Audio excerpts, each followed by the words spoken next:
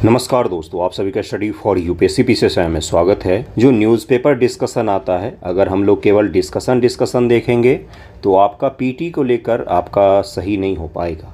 इसलिए एमसीक्यू बहुत ही ज़रूरी होता है कि आप डेली न्यूज़पेपर से जुड़े हुए जो करंट होते हैं उसके एमसीक्यू का भी अच्छे से प्रैक्टिस कर लें, अभ्यास कर लें एग्जाम में जाने से पहले। सवाल शुरू करते हैं बंधु, और टेस्ट नहीं है इसलिए आंसर उसके नीचे ही लिखा हुआ है। डिजिटल हेल्थ केयर आजकल चलन में है, इसके बारे में आपसे पूछा गया है।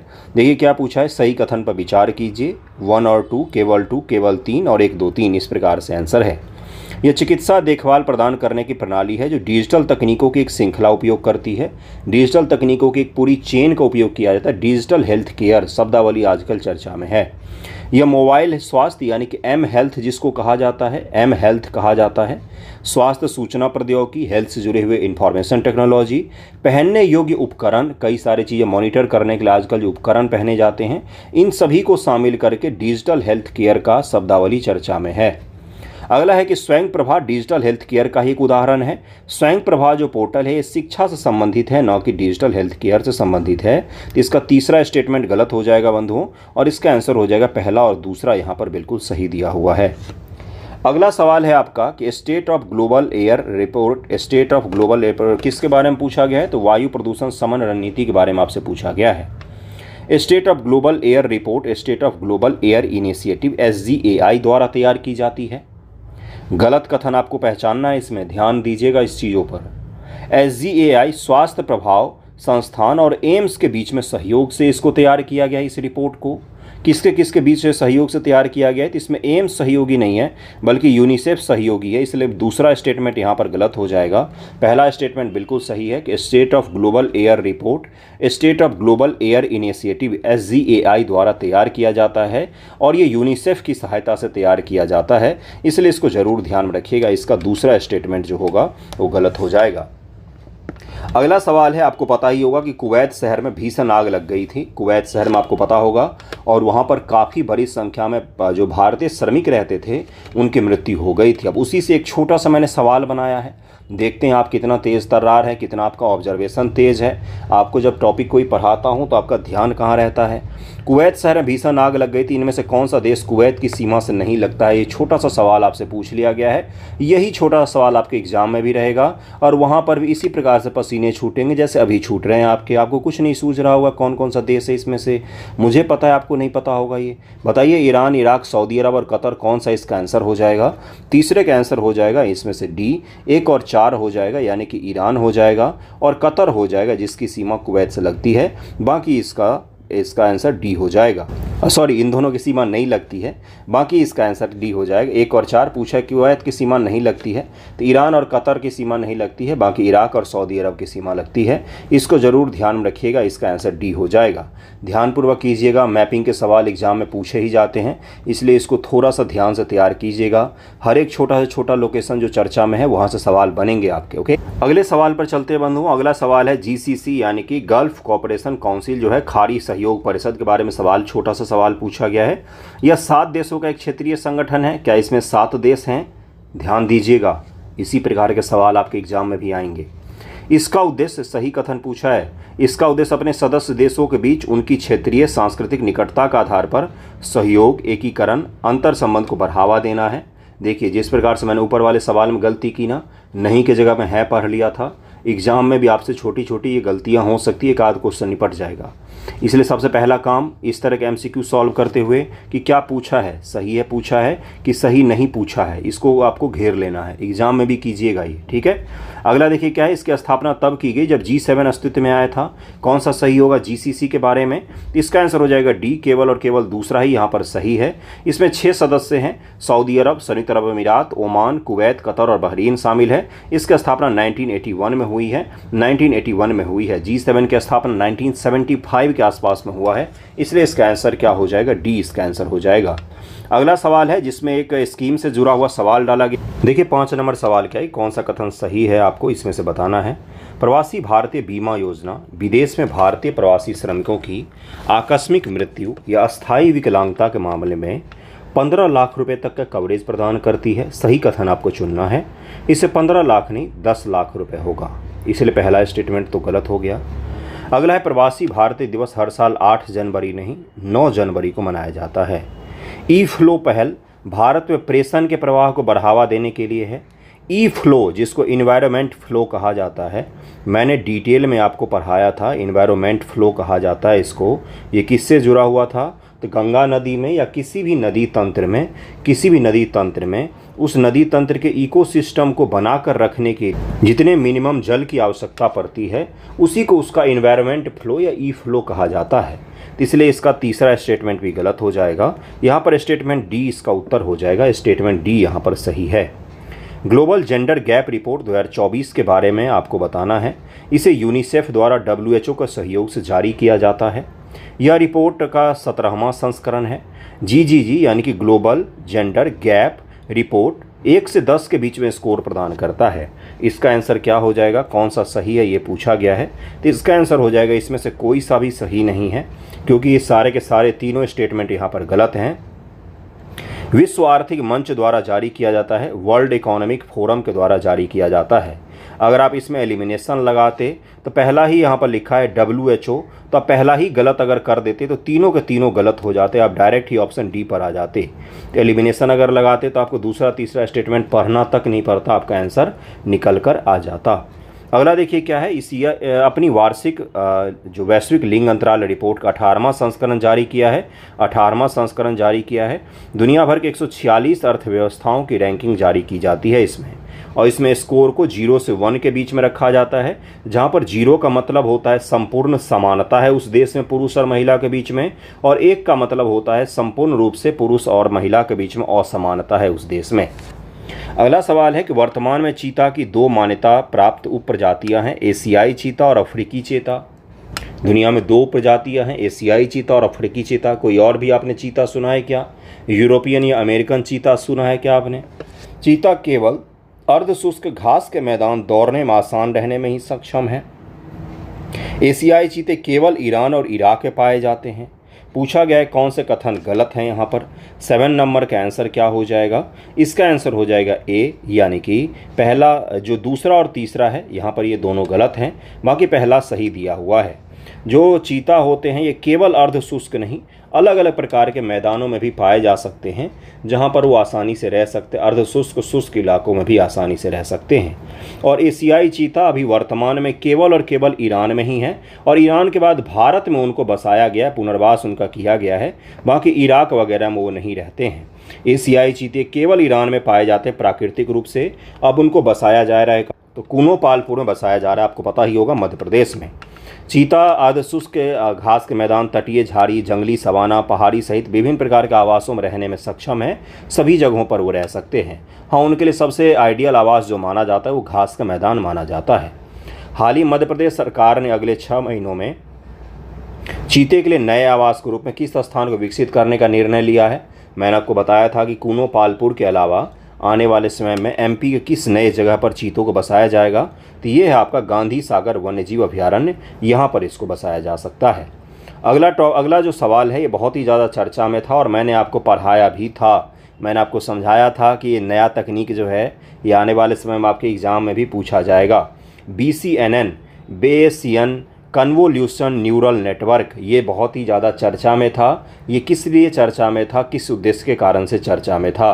तो अल नीनो और लालिनो का पूर्वानुमान लगाने का एक नया तकनीक ढूंढा गया है, जिसको BCNN नाम दिया गया था। मैंने न्यूज़पेपर डिस्कशन में आपको पढ़ाया था, इसीलिए इसका उत्तर सी हो जाएगा।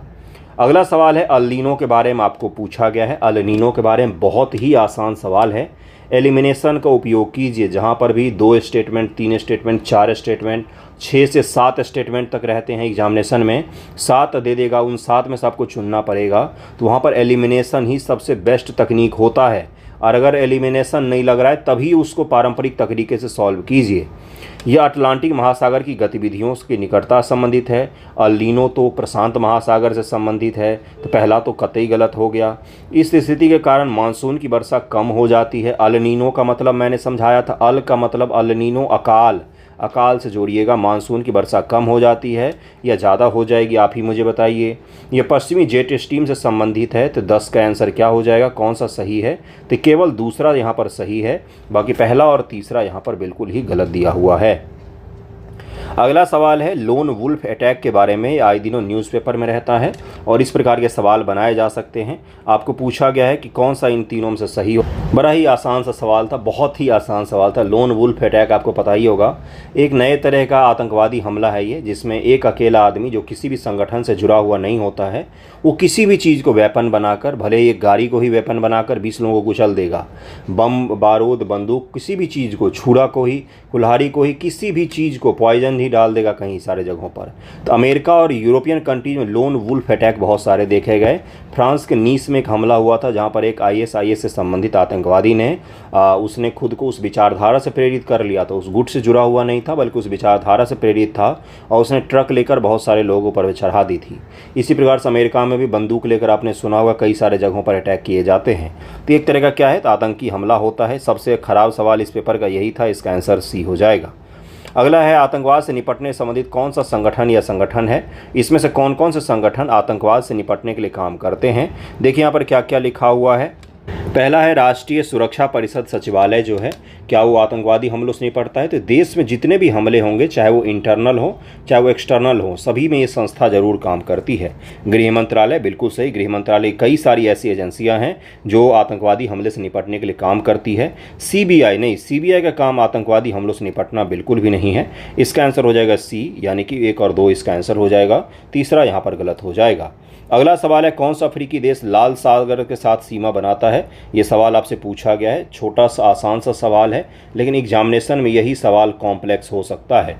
क्यों कॉम्प्लेक्स हो सकता है भाई? क्योंकि ये जो सवाल है एग्ज़ाम में आप कंफ्यूज हो जाएंगे कि कौन सा लगता है कौन सा नहीं लगता है, मैप याद नहीं आएगा, कोई ट्रिक आप सोचेंगे। देखिए बताइए कौन सा होगा।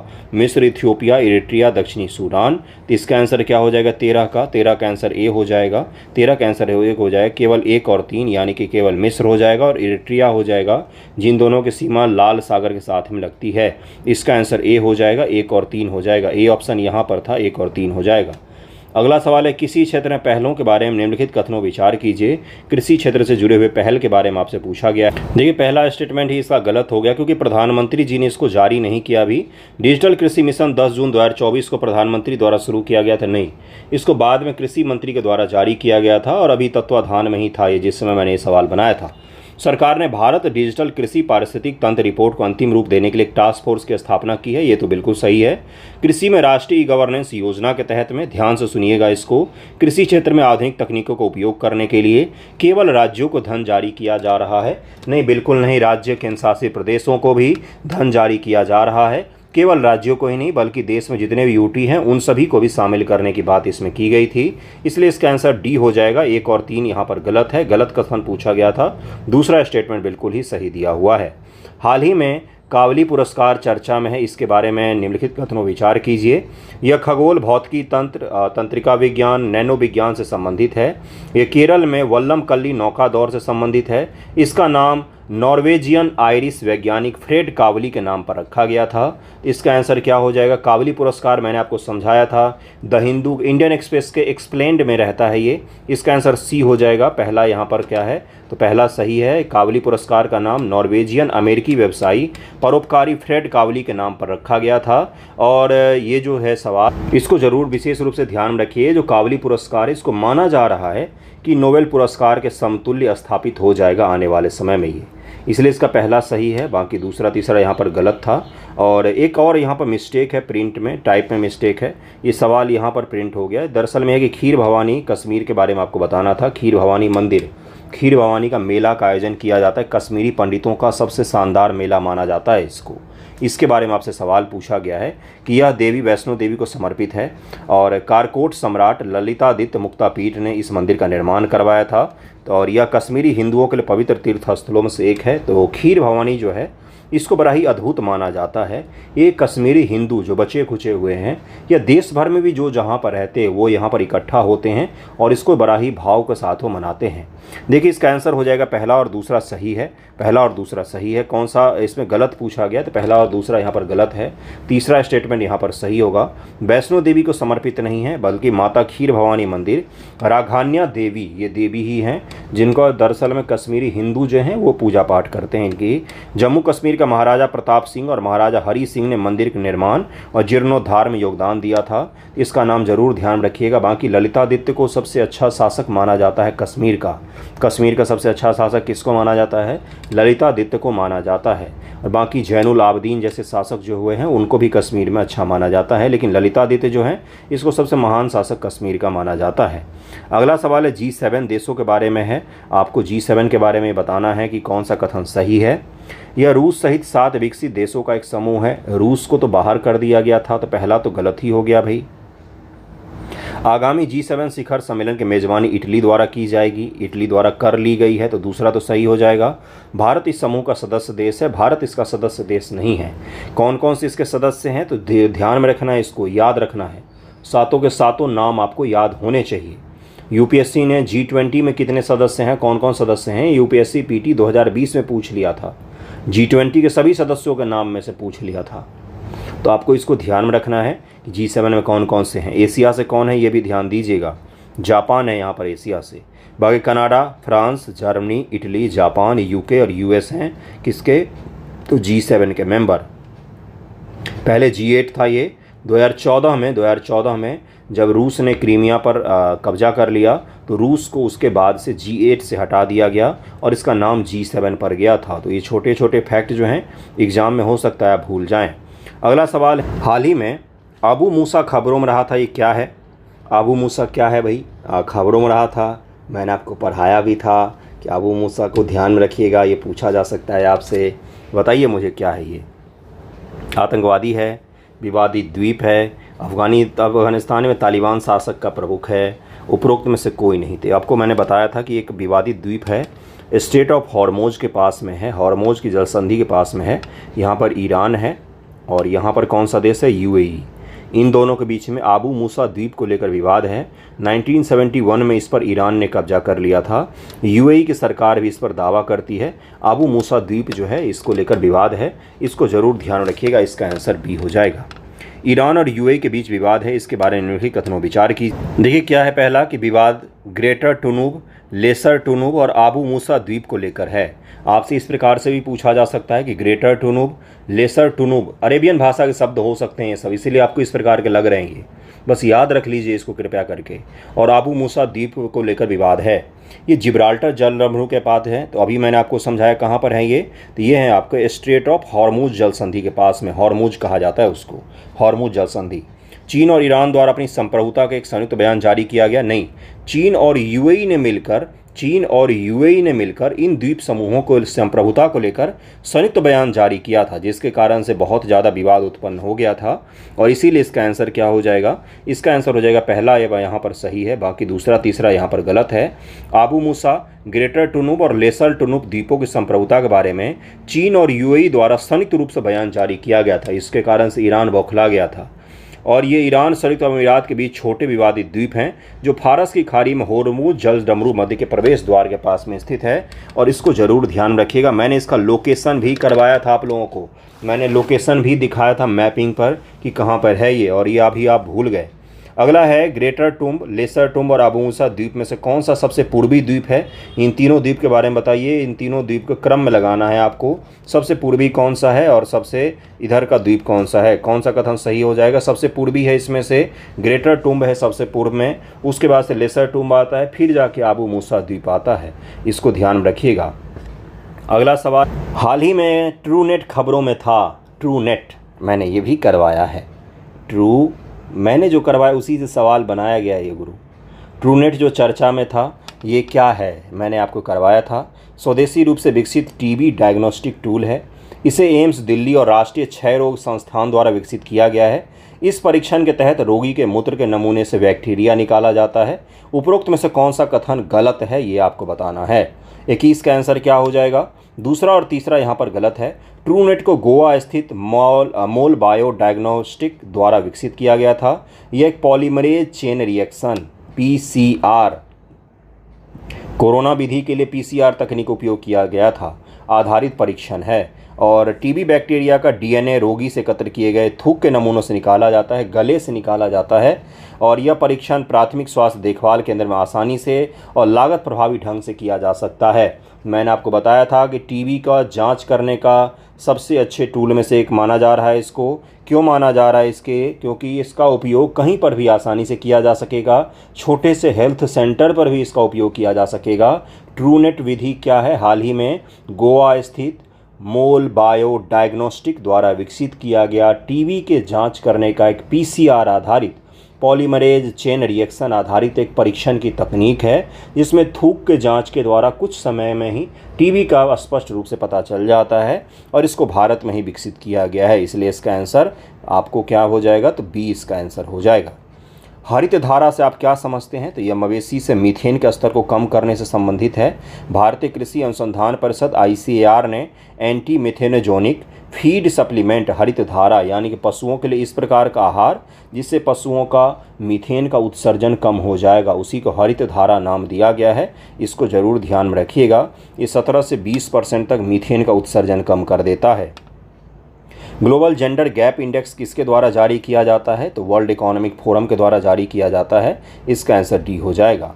हाल ही में बिहार कैबिनेट ने बिहार के लिए विशेष श्रेणी का दर्जा की मांग करते हुए एक प्रस्ताव पारित किया है। विशेष श्रेणी के दर्जे के बारे में निम्नलिखित कथनों पर विचार कीजिए। यह दर्जा संविधान के भाग 20 के तहत प्रदान किया गया है। पहली बार इसे 1969 में जम्मू कश्मीर, असम और नागालैंड को दिया गया था। अब तक 12 राज्य विशेष श्रेणी का दर्जा प्राप्त कर चुके हैं। निम्न से कौन सा कथन गलत है, ये पूछा गया है आपसे। 24 का उत्तर क्या हो जाए? इसका उत्तर हो जाएगा ए, यानी कि पहला और तीसरा यहाँ पर बिल्कुल गलत है। संविधान में विशेष राज्य को लेकर कोई प्रावधान इस तरह का नहीं किया गया था और इसलिए ये गलत है। पहला तो गलत ही हो जाएगा। और 12 नहीं 11 विशेष राज्य हैं वर्तमान में और जम्मू कश्मीर, असम को दिया गया था, यहाँ पर सही है। देखिए यहाँ पर क्या है कि संविधान में स्पेशल राज्य के लिए कोई प्रावधान नहीं है। यह वर्गीकरण बाद में 1969 में 5वें वित्त आयोग की सिफारिशों के आधार पर किया गया था। असम, नागालैंड, हिमाचल, मेघालय, मणिपुर, सिक्किम, त्रिपुरा, अरुणाचल प्रदेश, मिजोरम, उत्तराखंड और तेलंगाना सहित वर्तमान में 11 राज्य ऐसे हैं जिनको विशेष श्रेणी का दर्जा दिया गया है। ध्यान में रखिएगा, दक्षिण भारत में तेलंगाना राज्य ऐसा है जिसको विशेष श्रेणी का दर्जा मिला हुआ है। अगला सवाल है आपका सतनामी विद्रोह के बारे में। सतनामी विद्रोह के बारे में पूछा जा रहा है आपसे। मैंने आपको करवाया था सतनामी विद्रोह। दरअसल में हाल फिलहाल में सतनामी संप्रदाय जो था बहुत ज़्यादा चर्चा में आ गया था और इसी के कारण से मैंने आपको न्यूज़पेपर डिस्कशन में इसके बारे में करवाया था। ये मथुरा के पास किसानों और ब्रिटिश अधिकारियों के बीच में हुआ था ये विद्रोह। सतनामी संप्रदाय की स्थापना 1657 में बीरभान ने की थी। उनके धार्मिक ग्रंथ वेदांत सूत्र और श्रीमद् भगवद गीता थे। तो 25 का आंसर क्या हो जाएगा? इसका आंसर बी हो जाएगा। केवल यहाँ पर दूसरा सही है, पहला और तीसरा यहाँ पर बिल्कुल गलत दिया हुआ है। सतनामी विद्रोह 1672 ईस्वी में मथुरा के पास में नारलौल नामक स्थान पर किसानों और मुगलों के बीच में युद्ध हुआ था। मुगलों के खिलाफ विद्रोह था सतनामियों का। मुगलों के खिलाफ 1672 ईस्वी में औरंगजेब जब शासक था। धार्मिक संप्रदाय है, सतनामी नामक धार्मिक संप्रदाय ही है वर्तमान में और इनके धार्मिक ग्रंथ को पोथी कहा जाता है। ये भी मैंने जोर देकर आपको समझाया था कि इस प्रकार का सवाल पूछा जाता है, इसलिए इसको ध्यान में रखिएगा। इनके धार्मिक ग्रंथ को पोथी कहा जाता है और बीरभान ने ही सतनामी संप्रदाय की स्थापना 1657 ईस्वी में की थी। जरूर ध्यान रखिएगा। आज भी ये संप्रदाय जो है ये काफ़ी धन बल में मजबूत संप्रदाय माना जाता है। अगला टॉपिक देखिए क्या है। अगला सवाल भारी धातु के बारे में सवाल पूछा गया है। हेवी मेटल्स होते उनके बारे में पूछा गया है और बहुत बार मैंने करवाया है। जब तक सवाल ना करो टॉपिक क्लियर नहीं होता है भाइयों बहनों, तो इसलिए ध्यानपूर्वक सवालों को ज़रूर कर लीजिएगा, बार बार करिएगा। कंटेंट मैं देने की कोशिश करता हूँ। कंटेंट ही सहारा होता है अगर आपको यूट्यूब वगैरह पर कुछ करना है तो। ठीक है, स्टार टीचर्स नहीं होते हैं, स्टार कंटेंट होता है। स्टार टीचर जहाँ पर होते हैं वहाँ पर कुछ भी कंटेंट आपको परोस देंगे, आप टीचर के नाम पर उसको देख लेंगे। लेकिन जहाँ पर कंटेंट अच्छा होता है वहाँ पर टीचर नहीं, कंटेंट मायने रखता है। कंटेंट हमारा अच्छा है और मुझे भी पता है कि अच्छा है और इस तरह का किसी के पास अभी वर्तमान में तो नहीं है। इसलिए इसको ध्यानपूर्वक कीजिए, लाभ उठाइए। इसका PDF भी आपको मिलेगा, उसको भी रिवाइज कर लीजिएगा ताकि आपका कंप्लीट हो जाए करेंट। ठीक है, बिना MCQ के करेंट नहीं होता है। भारी धातुओं की परमाणु संख्या 20 से अधिक है। परमाणु घनत्व इनका 5 ग्राम सेंटीमीटर क्यूब से अधिक है। कृषि और धातु कर्म उद्योग के कारण भारी धातु प्रदूषण बढ़ गया है। मेटलर्जी और एग्रीकल्चर के कारण से इसका पॉल्यूशन बढ़ गया है क्या? भारी धातुएं पौधे, जानवरों, पर्यावरण में कम अवधि के लिए बनी रहती हैं। कम अवधि के लिए बनी रहती हैं क्या? इसी प्रकार के छोटे छोटे शब्द आपको एग्जाम में फंसा देंगे। बताइए मुझे 26 का आंसर कौन सा सही है, ये पूछा गया है आपसे। 26 का आंसर हो जाएगा पहला, और दूसरा सही है यहाँ पर, और तीसरा गलत है। तीसरा क्यों? क्योंकि ये लंबी अवधि तक बने रहते हैं। छोटे से स्टेटमेंट के कारण से आपका गलत हो जाता है, एक वर्ड के कारण से। ये लंबी अवधि तक पर्यावरण में और जीव जंतुओं बने रहते हैं, जिसके कारण से इनको बड़ा ही खराब माना जाता है। जैसे आर्सेनिक, कैडमियम, क्रोमियम, तांबा, सीसा, मैग्नीज, पारा, यही सब होते हैं। ज़्यादा लंबा वीडियो नहीं रखेंगे, मात्र 35 मिनट का रखेंगे। ओके। पंडित राजीव तारनाथ का हाल ही में निधन हो गया, उनके बारे में निम्नलिखित कथनों विचार कीजिए। वे एक प्रमुख तार वाद्य यंत्र वादक थे। वे कर्नाटक संगीत से जुड़े थे। उन्होंने लंबे समय तक ऑल इंडिया रेडियो पर प्रस्तुति दी थी। पंडित राजीव तारनाथ जिनका निधन हो गया था, मैंने आपको करवाया था इनके बारे में। आर्ट एंड कल्चर से जुड़े हुए हैं, महान कृति माने जाते हैं देश की। 27 का आंसर क्या हो जाएगा? 27 का कौन सा गलत है? तो केवल दूसरा यहाँ पर गलत है, बाकी पहला और तीसरा बिल्कुल ही सही है। यहाँ कर्नाटक संगीत से इनका कोई संबंध नहीं है, इसीलिए इसका आंसर क्या हो जाएगा? इसका आंसर हो जाएगा पहला, और तीसरा बिल्कुल सही है, दूसरा यहाँ पर गलत दिया हुआ है। ओके। अगला है MP लैड स्कीम के बारे में बताना है। ये UPSC में कई बार पूछा गया है, PCS में भी पूछा जाएगा। यह 9वीं पंचवर्षीय योजना के दौरान शुरू की गई केंद्रीय क्षेत्र की योजना है, सेंट्रल सेक्टर स्कीम है ये। संसद आदर्श ग्राम योजना इस योजना से बाहर एक अलग योजना है। नोडल जिला प्राधिकरण कार्यान्वयन के लिए जिम्मेदार होता है। कौन सा कथन सही है इसके बारे में, ये आपसे पूछा गया है। 28 का आंसर क्या हो जाएगा? 28 का आंसर हो जाएगा C। केवल तीसरा यहाँ पर सही है, बल्कि इसकी शुरुआत जो है वो 8वीं पंचवर्षीय योजना के दौरान 1993 ईस्वी में किया गया था। कृपया इसको ध्यान में रखें।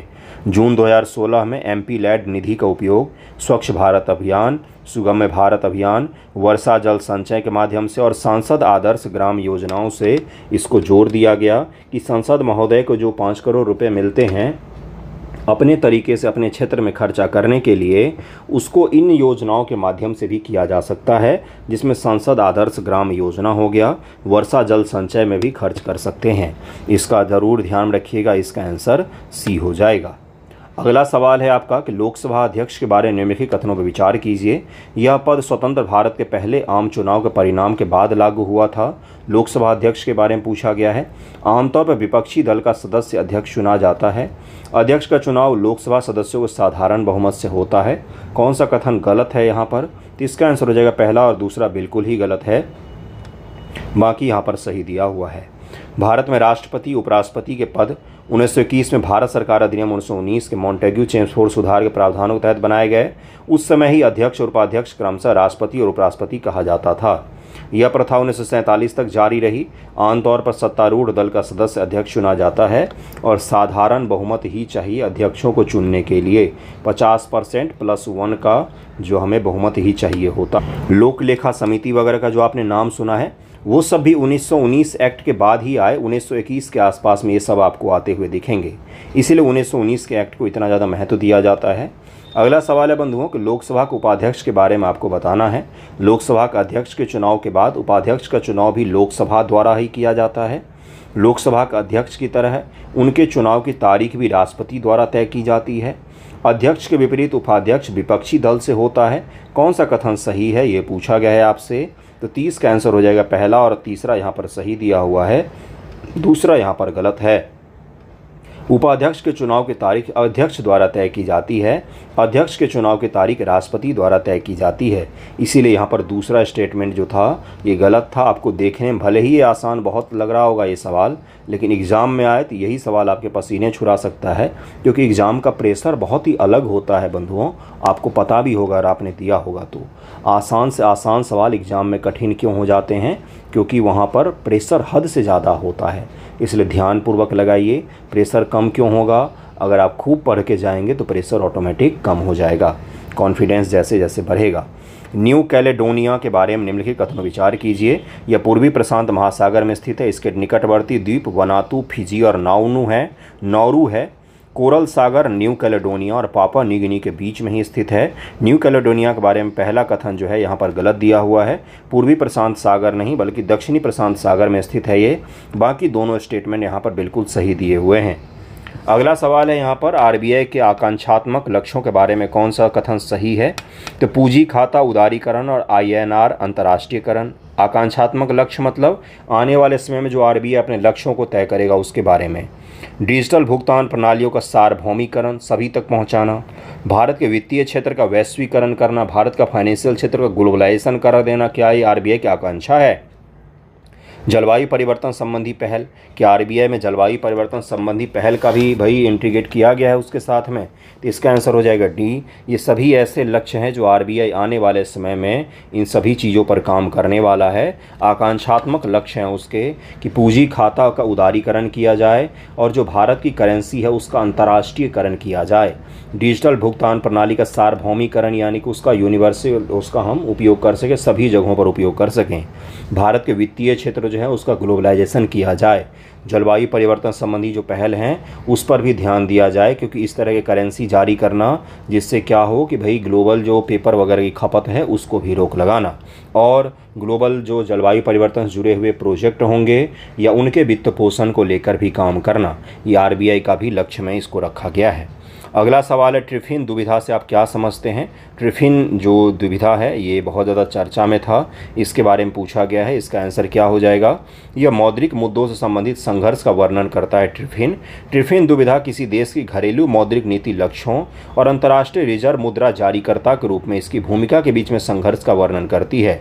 इसे भारत की घरेलू अर्थव्यवस्था में स्थिरता बनाए रखने और रुपये के वैश्विक मांग को पूरा करने के बीच संघर्ष के रूप में देखा जा सकता है।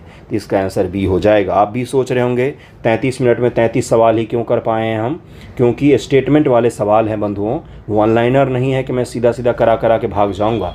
स्टेटमेंट वाले में सभी स्टेटमेंट पढ़ने पड़ते हैं। ओके, अगला सवाल देखिए क्या है। हाल ही में मालावी खबरों में रहा, इसकी सीमा से कौन से देश जुड़ते हैं? मालावी खबरों में था, मालावी के बॉर्डर के बारे में आपसे पूछा गया है। देखिए क्या है, जाम्बिया, तंजानिया, जिम्बाब्वे, मिस्र कौन से देश से सीमा लगाते हैं? तो इसका आंसर हो जाएगा 1 और 2, यानी कि जाम्बिया और तंजानिया जो हैं इनकी सीमा मालावी से लगती है। इसका आंसर ए हो जाएगा। हाल ही में प्रधानमंत्री नरेंद्र मोदी ने स्टैच्यू ऑफ यूनिटी केवड़िया, जो केवड़िया है गुजरात में, केवड़िया संयुक्त राष्ट्र महासचिव के साथ द्विपक्षीय बैठक की। प्रतिमा के बारे में निम्नलिखित कथनों पर विचार कीजिए। प्रतिमा के बारे में आपको विचार करना है। यह 170 मीटर की ऊंचाई के साथ दुनिया की सबसे ऊंची प्रतिमा है। कौन सा? तो स्टैच्यू ऑफ यूनिटी के बारे में पढ़ा तो होगा ही आपने, आप भूल गए होंगे।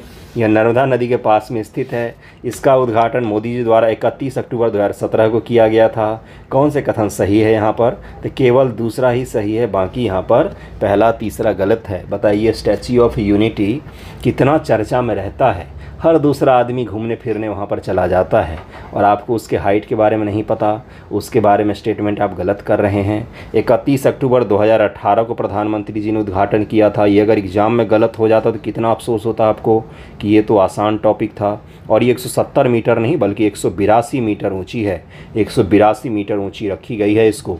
इसका उत्तर क्या हो जाएगा? बी यहाँ पर उत्तर हो जाएगा। दूसरा सही है, बाकी पहला तीसरा गलत दिया हुआ था। मिशन लाइफ है, ये आज का आखिरी सवाल होगा। इसके बाद के सवाल हैं उसको हम लोग नेक्स्ट वीडियो में कर लेंगे, और पीडीएफ आपको 1 से 2 दिन बाद आपको हमारे चैनल पर स्टडी फॉर यूपीएससी पीसीएस पर मिल जाएगा। ठीक है, अगर मैं नहीं दूं 2 दिन बाद तो मुझे याद दिला दीजिएगा। बाकी कल सवाल हम लोग निपटा लेंगे इसके बाकी के सवाल। इसे 1 नवंबर 2021 को ग्लासगो में COP 26 में लॉन्च किया गया था। इसका उद्देश्य प्रकृति के साथ सामंजस्य वाली जीवन शैली को अपनाना है। फ्रांस ने 5 जून 2023 को लाइफ ग्लोबल मूवमेंट को लॉन्च किया।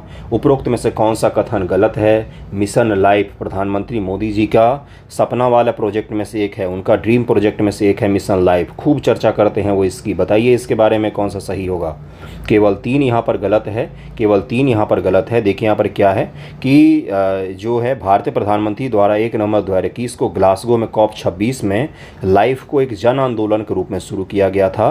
5 जून 2022 को विश्व पर्यावरण दिवस के अवसर पर लाइफ वैश्विक आंदोलन शुरू करके भारत ने ही विजन का विस्तार किया है, बल्कि फ्रांस ने नहीं, भारत ने ही इसको अब ग्लोबल रूप में लॉन्च किया है। ग्लोबल स्तर पर मिशन लाइफ, यानी कि आपका लाइफ स्टाइल ऐसा हो जो इन्वायरमेंट फ्रेंडली हो। तो आई होप आपको वीडियो हमारा नया इनिशिएटिव पसंद आया होगा। ज़्यादा से ज़्यादा इसको शेयर कीजिएगा, ज़्यादा लोगों तक पहुंचाइएगा ताकि वीडियो ग्रो करे, तो मैं आपके लिए और भी अच्छे कंटेंट ला सकूं। ठीक है, पढ़िएगा अच्छे से। कहीं पर किसी सवाल में डाउट हो तो भी मुझे बताइएगा। नेक्स्ट से हम लोग हाफ हाफ कर लेंगे, यानी कि एक तरफ हिंदी एक तरफ इंग्लिश करने की पूरी कोशिश करूँगा मैं। किसी भी भाषा के बच्चे होंगे उनको कोई दिक्कत नहीं होगा। बाकी इसका PDF मैं इंग्लिश में भी दूंगा। हाल ही में बिहार के 2 नए स्थलों को रामसर कन्वेंशन के वैश्विक सूची में जोड़ा गया है, उनके बारे में आपसे सवाल पूछा गया है। इसी प्रकार का सवाल आपको एग्जाम में भी दिख सकता है। अब जब ये सवाल मैंने बनाया तब 3 और रामसर स्थल नहीं जुड़े थे। अभी वर्तमान में आपने देखा कि 2 स्थल तमिलनाडु के और 1 स्थल महाराष्ट्र का जो था उसको रामसर सूची में जोड़ा गया है। तो रामसर साइट की संख्या जो है वो चेंज हो गई, लेकिन जब मैंने ये बनाया था तब अलग था। तो इसलिए ध्यानपूर्वक देखिए क्या है यहाँ पर। 2 स्टेटमेंट तो आप सही कर ही लेंगे। ये नए स्थल नागी और नकटी पक्षी अभयारण्य है, जो बिहार के किस जिले में है? बिहार के किस जिले में है ये? मैं आपको ऑप्शन दूं, जमुई जिला, मुंगेर जिला, बांका जिला। कहाँ पर है ये तीनों? आपको पता होना चाहिए। पता हो तो ज़रूर बताइएगा। दोनों को 5 जून 1997 को पक्षी अभयारण्य के रूप में नामित किया गया था। इससे पहले ये बर्ड सेंचुरीज थे। अब भारत में ऐसे कुल आर्द्रभूमियों की संख्या 83 हो गई है। कौन सा कथन सही होगा? तो इसका आंसर होगा सी, केवल 1 और 2 यहाँ पर सही है। इनको 1984 में बर्ड सेंचुरी के रूप में नामित किया गया था और अभी संख्या 83 नहीं है। नई संख्या कृपया करके आप कमेंट करके मुझे बताएं और आप एक बार सर्च करके देख ले रामसर साइट्स की संख्या कितनी हो गई है। रामसर साइट की संख्या 85 के करीब में हो गई है, अगर मैं सही बोल रहा हूँ। तो अगर मैं गलत बोल रहा हूँ तो मुझे करेक्ट जरूर कीजिएगा। इसमें कोई हर्ज नहीं है कि मैं फैक्ट गलत कर दूं। कोई भी भगवान नहीं होता है, इंक्लूडिंग मी। मैं भी गलतियां करता हूं, लेकिन गलतियों से सीखना चाहिए। इसको जरूर बताइएगा मुझे कि कितनी संख्या है। आई थिंक 85 हो गए हैं। 85 हो गए हैं। देखिए अगला सवाल क्या है, और इस तरह के सवाल आपको पिछले साल भी मिला होगा पेपर में। अब इसको ज़रा हल कीजिए। और ये जो है जो सर्वेक्षण हुआ था, ये मैंने डिटेल में आर्टिकल डिस्कशन में पढ़ाया था आपको। घरेलू उपभोग व्यय सर्वेक्षण 2022-2023 के बारे में आपको बताना है। ग्रामीण क्षेत्रों में प्रगति और आय वृद्धि के आशाजनक संकेत मिले हैं। उच्च आय के कारण ग्रामीण परिवारों में खाद्य व्यय का हिस्सा 50% बढ़ा है। यानी कि फूड पर जो व्यय कर रहे हैं ग्रामीण लोग, उसका हिस्सा 50% तक बढ़ गया है क्या? मैंने करवाया था आपको, हाउस होल्ड एक्सपेंडिचर सर्वे हुआ था। ठीक है, भारत सरकार का सर्वे है ये। अब परिवहन, चिकित्सा, देखभाल और उपभोक्ता सेवा पर ग्रामीण व्यय कम हो गया है पहले की तुलना में। 83 का आंसर क्या हो जाएगा बंधुओं? देखिए 83 का आंसर यहाँ पर दिया हुआ है ए, यानी कि यहाँ पर पहला सही है। कौन सा सही है? तो पहला सही है यहाँ पर। दूसरा तीसरा गलत है, क्योंकि 50% बढ़ा नहीं, 50% तक का व्यय हो गया है। देखते हैं दूसरा तीसरा स्टेटमेंट का सही वाला क्या होगा। देखिए ग्रामीण परिवारों में खाद्य व्यय का हिस्सा पहली बार मासिक प्रति व्यक्ति उपभोग व्यय के 50% से नीचे आ गया है पहली बार। ग्रामीण भारतीयों परिवहन, चिकित्सा व्यय, उपभोक्ता सेवा जैसे क्षेत्रों पर खर्च करने की वित्तीय क्षमता में सुधार हुआ है। इसी के बदौलत भारत सरकार ये क्लेम कर रही थी कि भारत में गरीबी कम हो गई है। याद कीजिए मैंने आपको हाउस होल्ड एक्सपेंडिचर सर्वे करवाया था। अगला सवाल है कि ग्राम स्तरीय प्रशासन के बारे में निम्नलिखित कथनों पर विचार कीजिए। अब ये सवाल अगर आप गलत करते हैं तो थोड़ा सा चिंता का विषय बनेगा, क्योंकि ये पॉलिटी का सवाल है। भारतीय संविधान का अनुच्छेद 40 राज्य को, यानी कि स्टेट को, आर्टिकल 12 वाले स्टेट की मैं बात कर रहा हूं, ग्राम पंचायतों का आयोजन करने का निर्देश देता है। 73वें संविधान संशोधन 1991 के तहत पंचायती राज संस्थाएं बनी थी। संविधान की 12वीं अनुसूची पंचायती राज संस्थाओं को 29 कार्य सौंपती है। संविधान की 12वीं जो शेड्यूल है वो 29 जो अलग अलग काम है वो सौंपती है किसको? तो ग्रामीण जो पंचायत हैं उनको।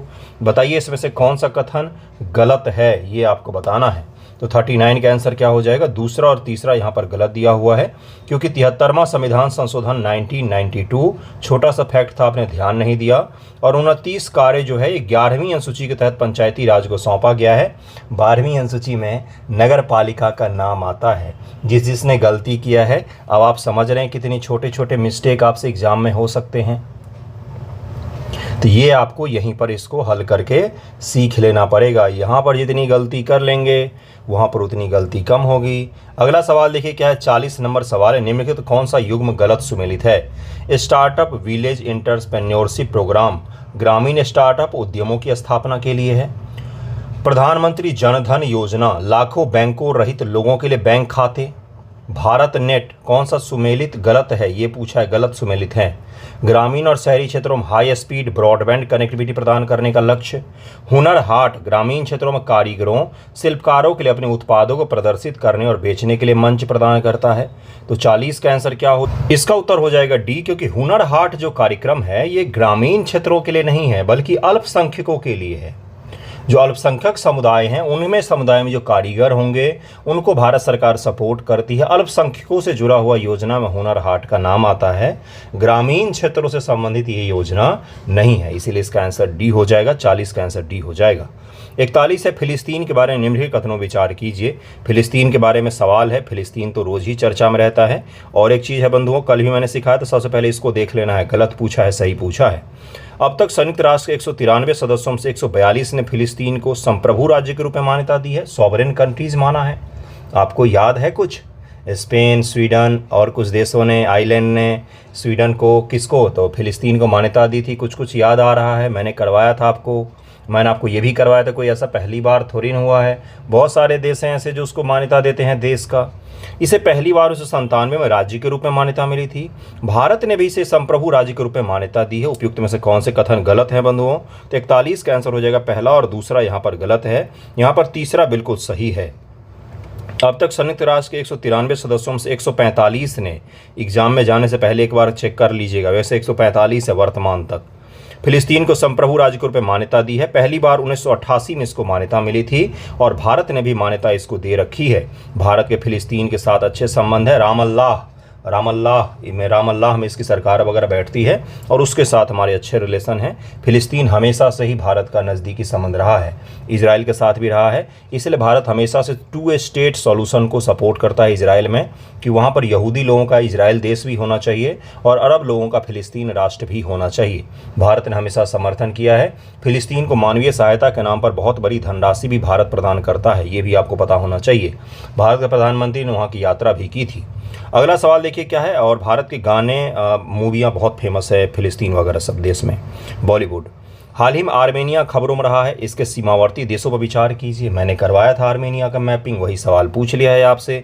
ज़रा मुझे बताइए कौन से देश नहीं हैं, सीमावर्ती देश कौन से यहाँ पर नहीं हैं, ये पूछा गया है आपसे। इसका आंसर क्या हो जाएगा? हाल ही में आर्मेनिया खबरों में रहा है, तो बताइए इसका कौन कौन से देश से सीमा लगता है। मैंने करवाया था, मैंने बताया था कि आर्मेनिया अजरबैजान का विवाद भी चलता है बहुत बड़े इलाके को लेकर, उस इलाके का नाम भी बताया था मैंने आपको। बताइए इसका आंसर क्या हो जाएगा?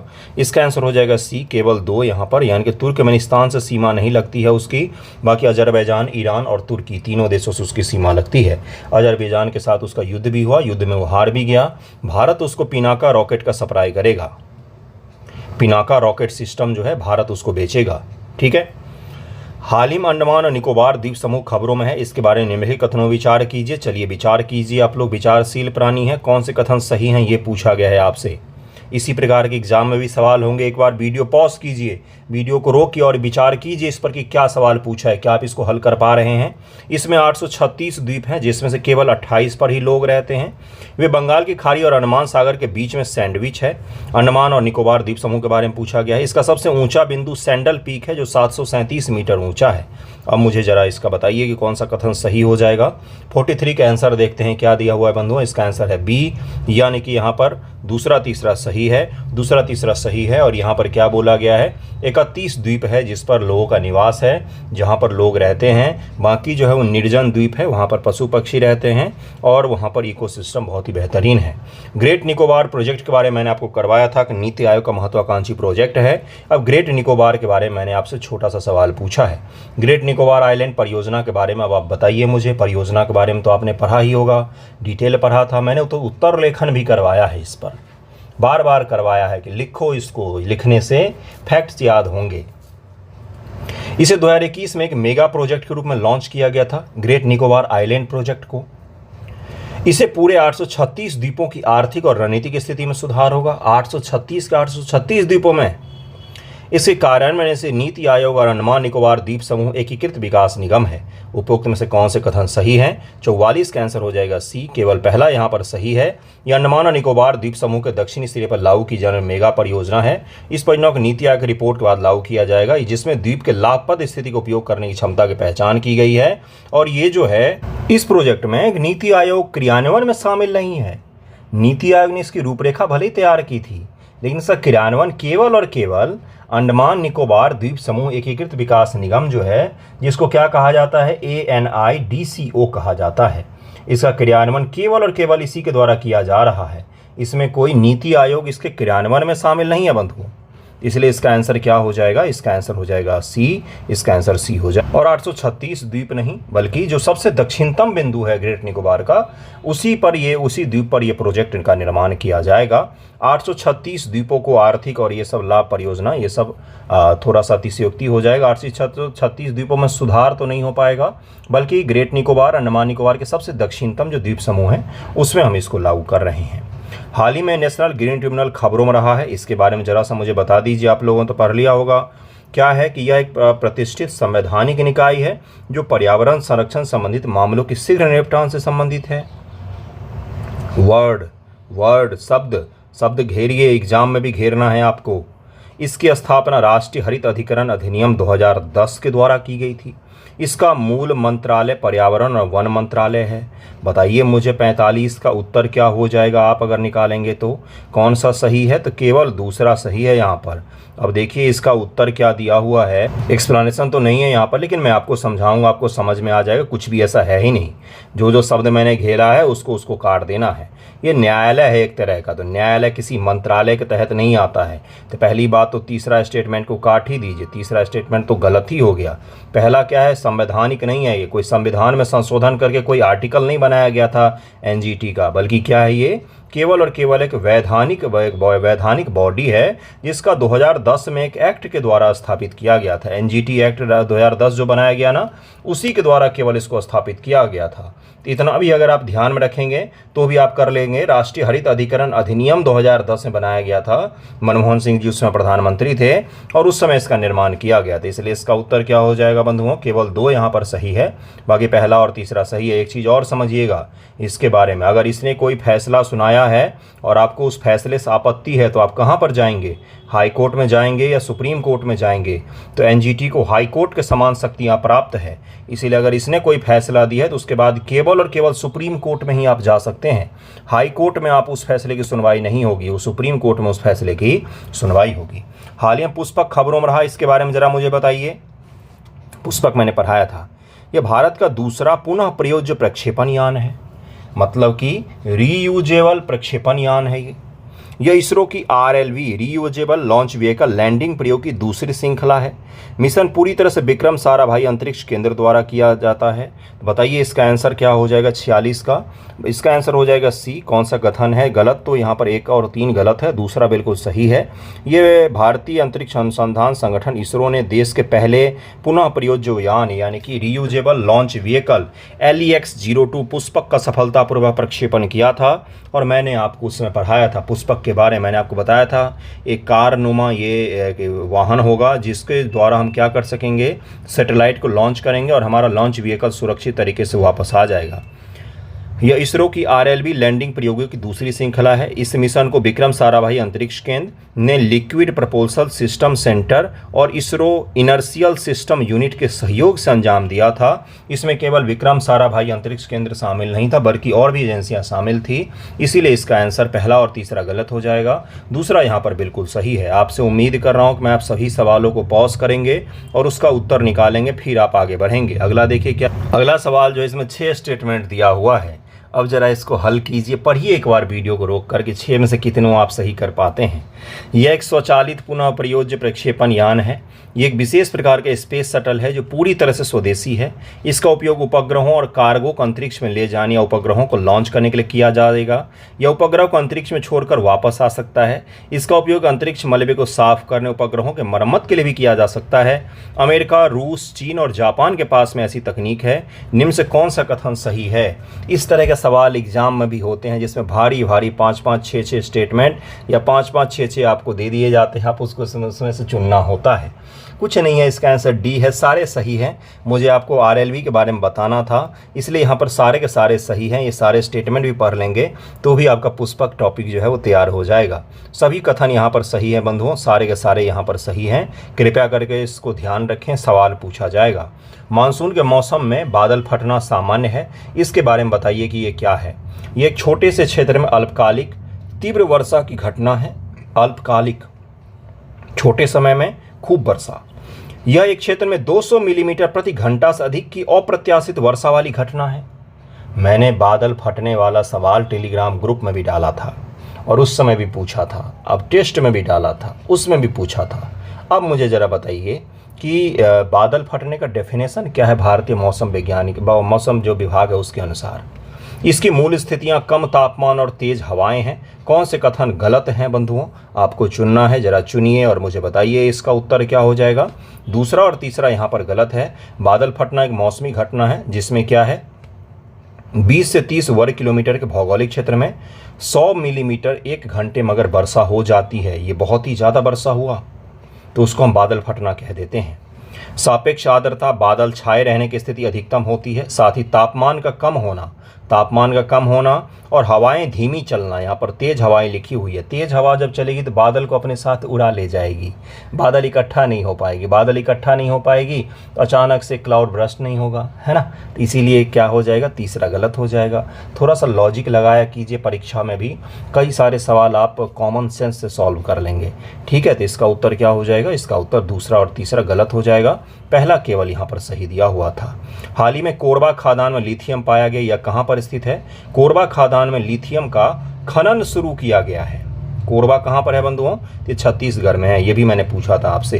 भारत की साइबर साझेदारी चर्चा में है, इस समझौते में कौन से अन्य देश संबंधित हैं। साइबर साझेदारी को लेकर भारत ने कुछ दिन पहले ही समझौता किया था, इसमें एस्टोनिया संबंधित है। एस्टोनिया मैंने ये आपको करवाया था, एस्टोनिया के बारे में मैंने आपको करवाया था। मैंने आपको ये भी बताया था बाल्टिक सागर के किनारे के ये देश हैं।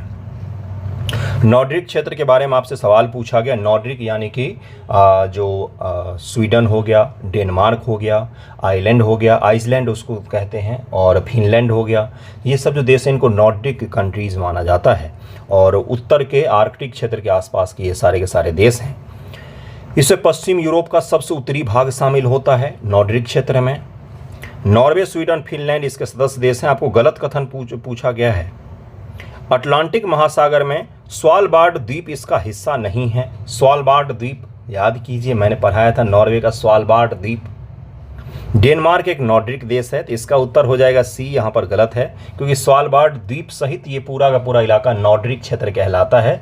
पश्चिमी यूरोप का उत्तरी का हिस्सा जो है वो सबसे दुनिया में खुशी और सुखपूर्वक लोग वहीं पर रहते हैं। सबसे दुनिया के हाईली डेवलप्ड कंट्रीज़ हैं ये। जो डेवलप्ड देश हैं इंग्लैंड, अमेरिका, उनका भी सपना है कि हम इन देशों जैसा बन पाएँ। तो आप समझ ही सकते हैं किस तरह के शानदार देश हैं ये।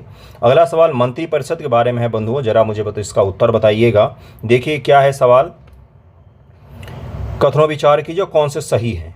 ए ऑप्शन यहाँ पर है। 42वें संविधान संशोधन के तहत मंत्रियों द्वारा राष्ट्रपति को दी गई सलाह की जांच केवल सर्वोच्च न्यायालय द्वारा की जाएगी। मंत्री ने जो राष्ट्रपति जी को सलाह दिया है क्या उसकी जांच की जा सकती है देश में।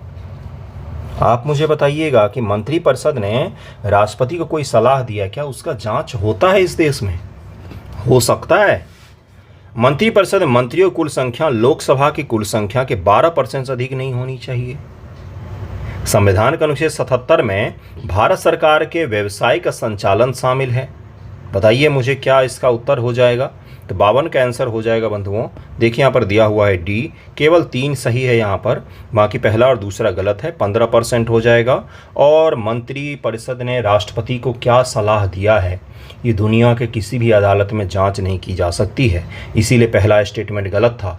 इसीलिए केवल और केवल यहाँ पर तीसरा स्टेटमेंट सही है, बाकी पहला स्टेटमेंट बिल्कुल ही गलत है, यहाँ पर दूसरा भी गलत है। 15% होना चाहिए। ये 15% वाला सवाल यूपीएससी पीटी 2019 में पूछा गया था। ठीक है, आगे बढ़ें। आई होप आपको इंटरेस्ट लग रहा होगा थोड़ा सा इसमें। इसी प्रकार के सवालों को प्रयास कीजिए, अभ्यास कीजिए इस तरह का। वन लाइनर भी मैं आपको करवाऊंगा, एडिटोरिया और स्पीडी वो सब भी करवाऊंगा एग्ज़ाम से पहले, लेकिन इसका अभ्यास इतने अच्छे से कीजिए कि एग्ज़ाम में आपको दिक्कत ना हो। आप वीडियो को रोकिए, बार बार स्टेटमेंट पढ़िए, उसमें वर्ड को घेरिए कि क्या बोला जा रहा है, कौन कौन से कीवर्ड हो सकते हैं। ये सब आपको अभ्यास डालना पड़ता है अभी से, तभी जाकर आप एग्ज़ाम में यही सब कर पाएंगे। नहीं तो एग्ज़ाम में आप डायरेक्ट जाकर पहली बार वहीं पर इस तरह के सवालों को देखेंगे तो आप नहीं टैकल कर पाएंगे। ठीक है, चलिए देखिए क्या है सवाल।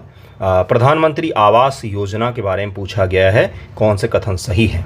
इसका उद्देश्य 2024 तक ग्रामीण क्षेत्रों में पक्के घर उपलब्ध करवाना है। यह 2016 में शुरू की गई केंद्रीय क्षेत्र की सेंट्रल सेक्टर एक स्कीम है। सेंट्रल सेक्टर और सेंट्रली स्पॉन्सर्ड, केंद्र प्रायोजित और केंद्रीय क्षेत्र की दो प्रकार की योजनाएं होती हैं। यह तो आपने पढ़ा होगा। इस योजना के तहत लाभार्थियों का चयन 2011 की सामाजिक आर्थिक जनगणना के आंकड़ों के माध्यम से किया जाता है। 2011 पॉपुलेशन के आधार पर हम आज भी गणना करके लोगों को आवास दे रहे हैं, क्योंकि नया सेंसस तो हुआ ही नहीं है। कौन से कथन सही होंगे? 53 का आंसर देखिए यहाँ पर क्या हो जाएगा। 53 का आंसर हो जाएगा डी, यानी कि केवल 3 है यहाँ पर सही, बाकी पहला और दूसरा गलत है। यहाँ पर क्यों गलत है भाई? इस योजना का उद्देश्य ग्रामीण क्षेत्रों में कच्चे घरों में रहने वाले बेघर परिवारों को बुनियादी सुविधाओं के साथ पक्के घर उपलब्ध करवाना है, और 2022 तक इसका रखा गया था, अब 2026 किया गया है, इसलिए पहला स्टेटमेंट गलत हो जाएगा। इस योजना के तहत मैदानी राज्यों में कुल व्यय केंद्र और राज्य के बीच में 60-40 के अनुपात में साझा किया जाएगा, और इसीलिए ये केंद्रीय क्षेत्र की योजना नहीं है। प्रधानमंत्री आवास योजना को 2016 से प्रधानमंत्री इंदिरा आवास योजना के नाम से जाना जाता था। 2016 तक इसको किस योजना के नाम से जाना जाता था बंधुओं? तो इसको जाना जाता था प्रधानमंत्री इंदिरा आवास योजना के नाम। तो ये योजना पहले से ही चली आ रही थी, 2016 में इसको शुरू नहीं किया गया है, पहले से ही चली रहा था, बस इसका नाम परिवर्तन हुआ है 2016 में। पहले इसका क्या नाम था? तो इंदिरा आवास नाम था कांग्रेस के ज़माने में, बाद में उसका नाम चेंज करके क्या कर दिया गया? तो प्रधानमंत्री आवास योजना कर दिया गया है। ये दो योजना है। अब जरा और थोड़ा सा डिटेल में चलते हैं। प्रधानमंत्री पीएम आवास योजना जो है ये दो योजना है, एक अर्बन के लिए है और एक रूरल एरिया के लिए है। दोनों अलग अलग हैं, कृपया करके दोनों के मंत्रालय भी अलग अलग है। एक का ग्रामीण विकास मंत्रालय है और एक का शहरी विकास मंत्रालय है, दोनों के मंत्रालय भी अलग अलग हैं। तो कृपया इनको ध्यानपूर्वक पढ़ें, बहुत बार मैंने पढ़ाया है आपको। इसमें घोटाला भी हुआ था एमपी में, मैंने आपको ये भी पढ़ाया था, कैग के रिपोर्ट में इसका नाम आया था। अग्निपथ योजना चर्चा में है, जरा बताइए मुझे। अग्निपथ तो रोज ही चर्चा में रहता है, क्या है देखिए, कौन से कथन सही है ये बताना है। यह युवाओं को 4 साल की अवधि के लिए सशस्त्र बलों में सेवा करने की अनुमति देता है। 4 साल के लिए युवा सशस्त्र बल में सेवा करेंगे। सालाना लगभग 50,000 से 75,000 सैनिकों की भर्ती की जाएगी। इसके तहत सशस्त्र बलों में कर्मियों की औसत आयु घटाकर 25 वर्ष, वर्तमान में 32 वर्ष कर दी जाएगी। यानी कि जो हमारे फाइटर्स होंगे, जो आर्मी में जो फाइट करते हैं, उनकी एवरेज आयु हमें कम करनी है। अभी 32 वर्ष है, जो बोलते हैं ना कि सेना कभी भी बूढ़ी नहीं होनी चाहिए, मतलब ज़्यादा उम्र दराज नहीं होना चाहिए। हाँ, कमांड देने वाले ऑफिसर्स हमेशा ज़्यादा उम्र के आपको दिखेंगे, लेकिन आपको जो वाकई लड़ते हैं, चाहे वो आपको स्पेशल फोर्सेज में दिखें, चाहे वो एनएसजी में दिखें या दूसरे में दिखें, आपको सामान्य तौर पर कम उम्र उनका होता है, कम उम्र उनका होता है। फिटनेस भी मायने रखता है, लेकिन उम्र कम होता है। तो एवरेज उम्र घटाने के लिए किया जा रहा है क्या? तो 54 का आंसर देखिए क्या हो जाएगा कि पहला सही है यहाँ पर, दूसरा और तीसरा गलत है। देखिए यहाँ पर क्या है, अग्निपथ योजना के तहत सालाना लगभग 45,000 से 50,000 सैनिकों की भर्ती की जाएगी। 45,000 से 50,000 ही रखा गया है। ये रेशियो बरकरार रखना है, आपको याद रखना है, क्योंकि इससे ज़्यादा अगर भर्ती होगी तो सेना का रेशियो बिगड़ जाएगा। इसलिए सेना ने बांध रखा है कि 45 से 50,000 ही हम लेंगे एक साल में। अधिकांश 4 साल में ही सेवा छोड़ देंगे और बाकी जो कुछ बच जाएंगे उनको आगे का सेवा मिलेगा, सेवा विस्तार। बाकी को 4 साल पूरा होते ही बाहर कर दिया जाएगा। इस योजना में यह परिकल्पना की गई कि सशस्त्र बलों में कर्मियों की औसत आयु जो वर्तमान में 32 है, उसको 6 से 7 साल कम करके 26 वर्ष कर दी जाए, न कि 25 वर्ष है। बहुत ही डीप मैंने बना दिया था, 26 वर्ष। इसको बस इतना ध्यान में रखिएगा कि 26 से 32, ठीक है। 32 साल उम्र होती किस में? तो यूपीएससी एग्जाम देने के लिए शायद 32 साल उम्र होती है। उस हिसाब से आप याद रखिएगा। एक याद करने के लिए मैंने आपको ट्रिक समझाया है, ओके। अगला सवाल है, अमेरिका के बारे में निम्नलिखित कथनों विचार कीजिए। क्यों दिया था मैंने अमेरिका का सवाल? अमेरिका में T20 वर्ल्ड कप हुआ था, ठीक है, और अमेरिका और कैरेबियाई द्वीप के आसपास में, इसलिए अमेरिका सवाल है ये। अलास्का उत्तरी अमेरिका महाद्वीप पर कनाडा के उत्तर में स्थित है। अलास्का पर संयुक्त राज्य अमेरिका का नियंत्रण है। पनामा नहर प्रशांत महासागर के पानी को अटलांटिक महासागर से जोड़ती है। पनामा नहर प्रशांत महासागर को अटलांटिक से जोड़ती है। उत्तरी अमेरिका महाद्वीप में कुल 10 देश शामिल हैं। उत्तरी अमेरिका महाद्वीप में कुल 10 देश हैं। उत्तरी अमेरिका में 10 देश हैं क्या? उपरोक्त में से कौन से कथन सही होंगे? तो सारे के सारे यहाँ पर सही हैं, सारे के सारे सही हैं, तीनों के तीनों यहाँ पर सही दिए हुए हैं। ग्रेट लेक्स के बारे में आपको विचार करना है। सुपीरियर पूर्व से पश्चिम की ओर, पश्चिम से पूर्व की ओर आपको लगाना है। अगर आप अमेरिका का मैप देखेंगे तो इस तरह का है, इसी तरह का है। थोड़ा सा इधर खींच दीजिए, इधर खींच दीजिए, इधर खींच दीजिए, है ना। और इसमें ग्रेट लेक्स हैं, 1 2 3 4 ऐसे ही करके हैं। इनको आपको, ये सीमा पर हैं, अमेरिका और कनाडा की सीमा पर, तो इनको आपको वेस्ट से ईस्ट में सजाना है। ग्रेट लेक सारे रटे होने चाहिए, सारे के सारे ग्रेट लेक्स रटे होने चाहिए। एक सवाल पूछा जाता है लेक से, 67 हो, 68 हो, 69 हो, सब में पूछा गया है। एक सवाल आपसे ही पूछा जाएगा। लेक विक्टोरिया के बारे में 69 में स्टेटमेंट बनाकर सवाल पूछा गया था। ज़रा मुझे बताइए, सुपीरियर सबसे पहले, फिर मिशिगन, फिर हुरॉन, फिर एरी, फिर ओंटारियो। अब आप मुझे बताएंगे इनमें से कौन सा लेक केवल अमेरिका में है? ठीक है। अगला है वोल्खोव नदी, जो खबरों में रहता है, उसके बारे में बताइए मुझे ज़रा। वोल्खोव नदी यह उत्तर पश्चिम रूस में स्थित है। यह इनमेल झील और लाडोगा झील को जोड़ती है। यह रूस की दूसरी सबसे लंबी नदी है। यह सेंट पीटर्सबर्ग के पास में है। कौन सा कथन गलत है इसका? तो 57 का आंसर हो जाएगा सी। केवल और केवल 3 यहाँ पर गलत दिया हुआ है, बाकी के आपको 1 2 और 4 जो है वो सही दिया हुआ है। ये सही दिया हुआ है। इस नदी में एक बिहार के छात्र के डूबने से मृत्यु हो गई थी। बिहार का छात्र था, आई थिंक, या यहाँ का था, उसकी मृत्यु हो गई थी। रूस में भारतीय छात्र था जिसकी मृत्यु हो गई थी, तो इसीलिए मैंने इससे सवाल दिया था। इसको ज़रूर ध्यान रखिएगा। वोल्गा नदी रूस की सबसे बड़ी नदी है। यूरोप की भी सबसे बड़ी नदी वोल्गा नदी को ही माना जाता है। वोल्गा नदी अपना मुहाना कैस्पियन सागर बनाती है। ग्लोबल सॉइल पार्टनरशिप के बारे में बताइए। कथनों पर विचार कीजिए, कौन से कथन सही हैं ये आपको बताना है। देखिए क्या है सवाल। मिट्टी को वैश्विक एजेंडे पर रखने के लिए दिसंबर 2012 में इसकी स्थापना की गई थी। सॉइल एसोसिएशन 700 से अधिक भागीदारों के साथ साझेदारी की मेजबानी करता है और सॉइल एसोसिएशन लचीली कृषि खाद्य प्रणाली परियोजना के लिए मिट्टी मानचित्रण को लागू कर रहा है। ग्लोबल सॉइल पार्टनरशिप, मिट्टी को लेकर जो पार्टनरशिप है, दुनिया भर एक संगठन काम करता है, उसी के बारे में सवाल पूछा गया है। 58 का आंसर क्या हो जाएगा? 58 का आंसर देखिए यहाँ पर दिया हुआ है, ए इसका आंसर हो जाएगा। यानी कि कौन सा कथन सही है? केवल और केवल पहला सही है, दूसरा और तीसरा यहाँ पर गलत है। 700 से अधिक भागीदार, देखिए यहाँ पर क्या दिया हुआ है। हाल ही में ग्लोबल सॉइल पार्टनरशिप का 12वां पूर्ण सत्र हुआ है। वैश्विक मृदा भागीदारी दिसंबर 2022 में स्थापित हुआ था। ये कब स्थापित हुआ था? तो दिसंबर 2022 में स्थापित हुआ था। ये संयुक्त राष्ट्र खाद्य और कृषि संगठन इस भागीदारी की मेजबानी करता है, जिसमें FAO सदस्य के अलावा 700 से अधिक भागीदार शामिल हैं। FAO मध्य अमेरिका, अफ्रीकी देशों में लचीली कृषि खाद्य प्रणालियों परियोजना के लिए मृदा मानचित्रण को लागू कर रहा है। तो इसलिए इसका आंसर क्या हो जाए? इसका आंसर पहला हो जाएगा। एक चीज़ और है, कई सारे स्टूडेंट्स ने पिछले वीडियो में पूछा था कि किस महीने का करंट है। देखिए मैंने जून से शुरू किया है, जून 2024 से शुरू किया है और पीछे की तरफ पहले हम लोग पढ़ेंगे। जून के बाद हम लोग मई का करेंगे, फिर अप्रैल का, फिर मार्च का, फिर जनवरी फरवरी का करेंगे, फिर हम लोग जुलाई से शुरू कर लेंगे, फिर अगस्त का, जुलाई अगस्त।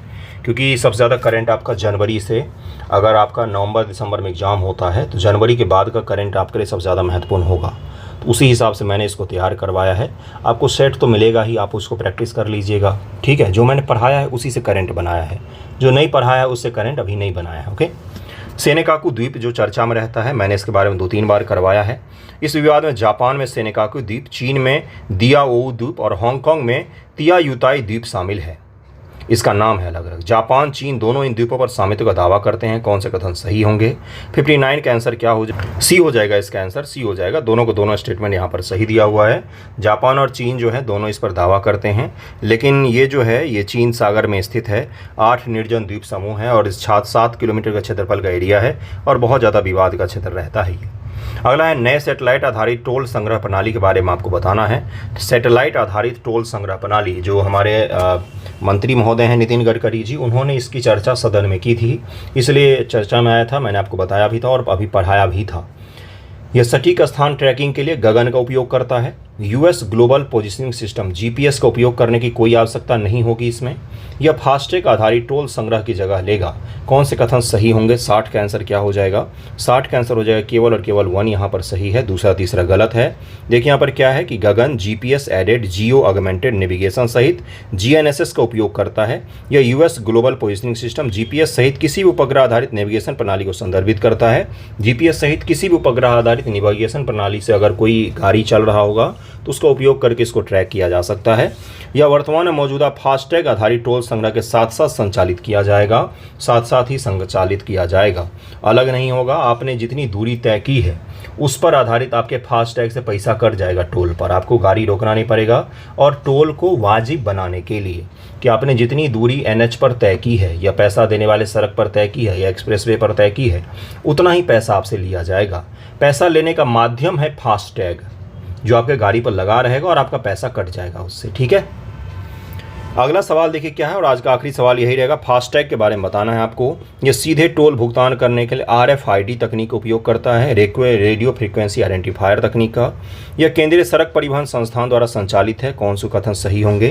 तो इसका आंसर हो जाएगा केवल 1 सही है यहाँ पर। फास्टैग का संचालन भारतीय राष्ट्रीय राजमार्ग प्राधिकरण द्वारा सड़क परिवहन राजमार्ग मंत्रालय के देखरेख में किया जाता है, केंद्रीय सड़क परिवहन संस्थान नहीं है। भाई क्या है, तो इस दरअसल में इसका उपयोग NHAI करती है, NHAI करती है। इसका आंसर ए हो जाएगा। आज का सवाल यही रखते हैं। कोई सवाल में अगर डाउट हो तो निस्संदेह बताइएगा, किसी भी आंसर में कोई डाउट हो तो बताइएगा। स्टेटमेंट वाला सवाल जो था अंतिम, वो फास्टैग था, इसको मैंने करवा दिया था आपको। और हिंदी इंग्लिश में कोई खास दिक्कत नहीं होगा आपको 100 क्वेश्चन तक। उसके बाद तो आपको एक ही पर दोनों ही लिखा हुआ मिलेगा ही, उस वहाँ तक आपको दिक्कत नहीं होगा। ओके, देखिए क्या है लिखा हुआ अगला सवाल। गगन भारत में उपग्रह आधारित नेविगेशन सेवाओं के लिए एक पहल है। गगन जो है, गगन के बारे में पूछा गया है आपसे। क्या पूछा गया? गलत स्टेटमेंट पूछा गया है। सही गलत मैंने मिक्स किया हुआ है। एग्ज़ाम में भी इसी प्रकार से होगा। एग्ज़ाम में आपको ये छोटे छोटे चीज़ों के कारण आपके मार्क्स कम हो जाते, तो ध्यान में रखिएगा। एक ही चीज़ बार बार इसलिए बोलता हूँ ताकि आपको समझ में आए, सीरियसली लें। एग्ज़ाम में इतना प्रेशर होगा, आप गलती करेंगे। ये देखिए अगला स्टेटमेंट क्या है। शिक्षा गगन उच्च शिक्षा संस्थानों के लिए सक्रिय आभासी मंच है। गगनयान परियोजना 3 लोगों को 3 दिनों के लिए 500 किलोमीटर की कक्षा में ले जाएगी। कौन सा स्टेटमेंट गलत है यहाँ पर ये पूछा गया है? तो 62 का आंसर क्या हो जाएगा? 62 का आंसर हो जाएगा डी, यानी कि 2 और 3 यहाँ पर जो दिया हुआ है वो गलत दिया हुआ है। 2 और 3 गलत है, पहला बिल्कुल सही है। शिक्षा गगन अंतरिक्ष विज्ञान पर शिक्षार्थियों को स्वगणित ऑनलाइन पाठ्यक्रम प्रदान करने के लिए सक्रिय शिक्षण आभासी मंच है। गगनयान परियोजना यह 3 लोगों को 3 दिनों के लिए जो लोअर अर्थ ऑर्बिट है, जिसको लियो अर्थ ऑर्बिट भी कहा जाता है, 400 किलोमीटर की कक्षा में ले जाया जाएगा। 400 किलोमीटर की कक्षा में ले जाया जाएगा। अब अगर इसमें परिवर्तन हुआ है, आने वाले समय में अगर होगा, तो उसको हम लोग एग्ज़ाम से पहले भी कंक्लूड कर सकते हैं। जैसे जैसे न्यूज़पेपर आगे बढ़ेगा वैसे वैसे आपको नए फैक्ट्स दिखते हुए मिलेंगे। ओके, अगला सवाल देखिए क्या है। UNFCCC के बारे में निम्नलिखित कथनों विचार कीजिए। UNFCCC एक संस्था है जो कॉप का आयोजन करवाती है। इस बार कॉप कहाँ पर होगा? तो बाकू अजरबैजान में आयोजित किया जा रहा है। COP 29 मैंने आपको पढ़ाया था। तो वो जो संस्था ऑर्गेनाइज करती है UNFCCC उसका नाम है। उसके बारे में आपसे सवाल पूछा गया है। UNFCCC पर पृथ्वी शिखर सम्मेलन 1992 में हस्ताक्षर किए गए थे। COP 28 को UAE में आयोजित करवाया गया था 2023 में। पेरिस समझौता इससे संबंधित है, लेकिन क्योटो प्रोटोकॉल इससे संबंधित नहीं है, UNFCCC से संबंधित नहीं है। कौन सा कथन सही है? आप वीडियो पॉज कीजिए और इसका उत्तर निकालिए, क्योंकि आपने तो ये पढ़ा हुआ है, मैंने भी आपको पढ़ाया हुआ है। तो ज़रा इसका उत्तर मुझे बताइए कि क्या हो जाएगा। 63 का आंसर क्या हो जाएगा? बी हो जाएगा। 1 और 2 यहाँ पर सही है, तीसरा यहाँ पर गलत दिया हुआ है। UNFCCC 1997 क्योटो प्रोटोकॉल की मूल संधि भी है। इसका हालिया COP 23 जो है दुबई में आयोजित किया गया था। यानी कि सारे के सारे जो स्टेटमेंट थे उसमें से तीसरा गलत था, क्योंकि क्योटो प्रोटोकॉल और पेरिस समझौता दोनों ही COP से ही जुड़ा हुआ है, दोनों के दोनों COP से ही संबंधित हैं। इसीलिए इसका आंसर बी हो जाएगा, तीसरा गलत दिया हुआ था। राष्ट्रीय मानवाधिकार आयोग के बारे में एक सवाल पूछा है मैंने आपसे, इसी प्रकार का एग्जाम में भी मिलेगा। मुझे जरा इसका उत्तर बताइए क्या होगा। इसकी स्थापना 1993 में मानवाधिकार संरक्षण अधिनियम के तहत की गई थी। यह पूरी तरह से भारतीय संगठन है, इसका कोई अंतर्राष्ट्रीय संबंध नहीं है, इसका कोई इंटरनेशनल रिलेशन कुछ नहीं है। ये संपूर्ण रूप से क्या भारतीय संगठन है, क्या इंटरनेशनल चीज़ों से इसका कोई लेना देना नहीं है। इसके अध्यक्ष और सदस्यों की नियुक्ति भारत के मुख्य न्यायाधीश के द्वारा की जाती है। बताइए इसका सही कौन सा हो जाएगा। एक है केवल, एक दो है, एक तीन है, दो तीन है। कौन सा इसका सही आंसर हो जाएगा बंधुओं? 64 का आंसर क्या हो जाएगा? ए। केवल 1 सही है ये, क्योंकि इस अंतर्राष्ट्रीय स्तर पर UNHRC जो काम करती है, तो दुनिया भर के जितने भी ह्यूमन राइट काउंसिल के सदस्य कोई भी संगठन है वो सभी इससे संबद्ध होते हैं, अंतर्राष्ट्रीय मामलों से भी संबद्ध होते हैं, इसलिए दूसरा गलत हो जाएगा। और राष्ट्रपति द्वारा नियुक्ति की जाती है, न कि न्यायाधीश द्वारा। राष्ट्रपति द्वारा की जाती है, न कि न्यायाधीश के द्वारा। इसकी स्थापना पेरिस सिद्धांतों के अनुसार की गई है, जिन्हें मानवाधिकारों के प्रचार और संरक्षण के लिए अपनाया गया था। आयोग में एक अध्यक्ष, 5 पूर्णकालिक सदस्य होते हैं, 7 मानद सदस्य होते हैं, जिसमें महिलाएं भी शामिल होती हैं, माइनॉरिटी ग्रुप से भी शामिल होते हैं, और उसके अलावा दलित वगैरह भी शामिल होते हैं। अध्यक्ष और सदस्यों की नियुक्ति राष्ट्रपति 6 सदस्यीय समिति की सिफारिश पर करते हैं, और सुप्रीम कोर्ट के मुख्य न्यायाधीश या अन्य न्यायाधीश को नियुक्त किया जा सकता है। हाल ही में WHO ने मैक्सिको में दुनिया की पहली बर्ड फ्लू से मौत की पुष्टि की है। बर्ड फ्लू के बारे में निम्नलिखित कथनों विचार कीजिए। जरा निम्नलिखित कथनों विचार कीजिए, आप लोग तो विचारशील लोग हैं। क्या हो जाएगा? यह इन्फ्लुएंजा ए वायरस के कारण होने वाली बीमारी है। घरेलू पक्षी इस वायरस की प्राथमिक मेजबान है। H5N1 में पोल्ट्री स्टॉक को नष्ट करने की क्षमता है, यानी कि मुर्गियों को मारने की क्षमता होती है। 65 का आंसर क्या हो जाएगा? कौन सा कथन गलत है? तो पहला और तीसरा बिल्कुल सही दिया हुआ है। आपने देखा होगा कि जब बर्ड फ्लू फैलता है तो कई सारे जगहों पर आपने देखा होगा कि मुर्गियों को मार दिया जाता है, जो खराब हो जाती है मुर्गियां, बंच में मर जाती है, बहुत बड़े बड़े गुट में मरती हैं, उन सभी को उठा के फिर दफनाया जाता है सुरक्षित तरीके से।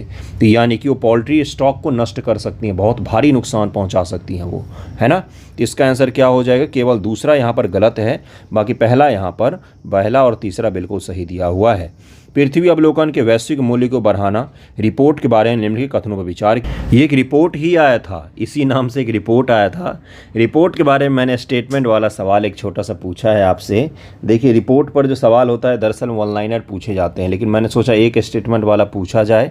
ये आर्थिक विकास को बढ़ाने के लिए पृथ्वी अवलोकन की क्षमता को उजागर करने के लिए UNFCCC COP28 में दिया गया पृथ्वी अवलोकन के वैश्विक मूल्य। इसके पृथ्वी के भूमि कवर, महासागरों, कृषि आदि के बारे में जानकारी शामिल है। EO डेटा 2047 तक प्रतिवर्ष 2 gigaton GHG green house gas उत्सर्जन को खत्म करने में मदद कर सकता है, ऐसा इसमें बताया गया है। अर्थ ऑब्जर्वेशन का जो डेटा है उसके बारे में आपसे पूछा गया है। पृथ्वी अवलोकन के वैश्विक मूल्यों को बढ़ाना, इसी नाम से अर्थ ऑब्जर्वेशन का एक डेटा जारी किया गया था। पृथ्वी को ऑब्जर्व करने का एक डेटा जारी किया गया था, रिपोर्ट आया था, उसी के बारे में सवाल पूछा गया है। कठिन सवाल है, आप इसको इग्नोर भी कर सकते हैं। रिपोर्ट विश्व आर्थिक मंच द्वारा जारी किया गया, इसका सी आंसर हो जाएगा, केवल दूसरा यहाँ पर सही है। EO डेटा 2030 तक प्रति वर्ष 2 गीगाटन ग्रीन हाउस गैस उत्सर्जन खत्म करने में मदद कर सकता है। 2030 तक के लिए रखा गया था कि अर्थ ऑब्जर्वेशन का जो डेटा है और उसके कारण से जो हम अलग अलग चीज़ों को अपनाएंगे, शुरू करेंगे, तो 2 गीगाटन तक का हम क्या कर सकते हैं, तो ग्रीन हाउस गैस का एमिशन को ख़त्म कर सकते हैं, कम कर सकते हैं। इसको याद रखने की ज़रूरत नहीं है, बस आप रिपोर्ट भी अगर याद रखेंगे कि विश्व आर्थिक मंच द्वारा कौन सा रिपोर्ट जारी किया गया था अर्थ ऑब्जर्वेशन को लेकर, पृथ्वी अवलोकन के वैश्विक मूल्य को बढ़ाना, इस नाम से एक रिपोर्ट जारी किया गया था। क्योंकि प्रायः मैक्सिमम चांस यही होता है कि रिपोर्ट वाले सवाल आपको वन लाइनर पूछे जाएं, ध्यान दीजिएगा इस चीज़ पर। ओके, अगला सवाल है अच्छे पड़ोसी और मैत्रीपूर्ण सहयोग की संधि के बारे में निम्नलिखित कथनों विचार। आपको लग रहा होगा कि ये कौन सा सवाल है, क्या है ये? अच्छे पड़ोसी और मैत्रीपूर्ण सहयोग की संधि हाल ही में साइन किया गया, इसका नाम ही यही है। इस ट्रीटी का, इस संधि का नाम ही यही है, और मैंने पढ़ाया भी था, मैंने आपको बताया भी था कि ये जो गठजोड़ है ये भारत के हित में नहीं है, और इस संधि का नाम ही यही है। इस संधि का, इस ट्रीटी का नाम ही यही है बंधुओं, इसलिए इसको याद रखिएगा। ये भी पूछ सकता है कि हाल ही में ये ट्रीटी साइन किया गया है, किन दो देशों के बीच में साइन किया गया है। ऑप्शन दे देगा आपको अलग अलग। इस पर 24 जनवरी 2024 को रूस और चीन के बीच में हस्ताक्षर किए गए थे। ये दोनों देशों को समृद्ध बनाने के लिए केवल एक आर्थिक बंधन है, केवल एक आर्थिक बंधन तक ही क्या सीमित है? कौन सा कथन सही हो जाएगा? तो उपयुक्त में से दोनों कथन यहाँ पर गलत है। 2001 में रूस और चीन ने अच्छे पड़ोसी महत्वपूर्ण सहयोग की संधि पर हस्ताक्षर किए थे, उसका फिर से इन्होंने पुनर्जीवित किया है उस संधि को, ठीक है। इसीलिए चर्चा में आया था कि भाई फिर से उन्होंने इस संधि को पुनर्जीवित किया है। साइन किया था 2001 में, फिर से उसको साइन किया, उसको विस्तारित किया गया है, क्योंकि रूस की जो इकोनॉमी है उसको सैंक्शन करने की कोशिश की अमेरिका और वेस्टर्न कंट्री यूक्रेन पर अटैक के बाद। तो रूस ने इस संधि को पुनर्जीवित किया है, फिर से इसको जीवित किया है। क्यों किया है? तो क्योंकि उसको पता है कि अब उसकी इकॉनमी चीन और भारत की बदौलत ही चल सकती है, इसलिए चीन के बहुत ज़्यादा सहयोग हासिल हो रहा है उसको, और इसी कारण से उसने फिर से इस संधि को पुनर्जीवित किया। इसका नाम ज़रूर ध्यान रखिएगा। ओरिजिनल कब साइन किया गया था? 2001 में, जिसमें विस्तारित आर्थिक और व्यापार संबंधों का मार्ग प्रशस्त किया, जिसने चीन को रक्षा उपकरणों, ऊर्जा की रूसी बिक्री, ताइवान पर चीन की स्थिति के लिए समर्थन वगैरह भी शामिल है। यानी कि पहले तो ये केवल इकोनॉमी तक था, अब स्ट्रैटेजिक इंटरेस्ट भी इसमें जोर दिया इन्होंने। दरअसल में नाटो के खिलाफ इनकी एकजुटता है। ये किसके खिलाफ? नाटो के खिलाफ। ये स्टेटमेंट ध्यान में रखिएगा। रेड फिश क्या है? हाल ही में चर्चा में रहा। रूस से संबंधित एक मीडिया कंपनी है। इसका आंसर सी हो जाएगा। प्रोजेक्ट एस्ट्रा के बारे में अब आपको बताना है। प्रोजेक्ट एस्ट्रा क्या है? तो गूगल द्वारा विकसित एक नया मल्टीमीडिया एआई एजेंट है एस्ट्रा, जिसके बारे में मैंने आपको बताया था कि बहुत ही ज़्यादा तेज़ एआई है, हद से ज़्यादा तेज़ एआई है। कैमरा का भी इस्तेमाल ये एआई कर सकता है और कैमरा के द्वारा चीज़ों को अच्छे खासे तरीके से पहचान सकता है, उनके बारे में जानकारी दे सकता है। आप जो जो पूछोगे वो सब कुछ कर सकता है। ये बहुत एडवांस है। ये क्या है? तो एआई एजेंट है ये। हाल ही में कांवर झील पक्षियों के आश्रय के कारण से चर्चा में है। कांवर झील के बारे में, यह एशिया के सबसे बड़ी मीठे पानी की ऑक्सबो झील है। गोखुर लेक है। गोखुर लेक मैंने आपको समझाया था, नदी कोई ऐसे बह रही है, नदी फिर क्या करती है? अपने ही मार्ग में बाधा डाल देती है, यहाँ से ना बह के ऐसे बढ़ने लग जाती है। तो ये जो पूरा एरिया है ये ऑक्सबो लेक की तरह में दिखता है, गाय के खुर के जैसे लेक के रूप में दिखता है, तो इसको गोखुर लेक कह दिया जाता है। तो इसके कारण से ये चर्चा में क्या है? एशिया की सबसे बड़ी क्या है? तो ऑक्सबो झील है ये। इसके निकटवर्ती नदी कोसी है। क्या कोसी नदी है इसके निकट में, कंवर झील के बगल में?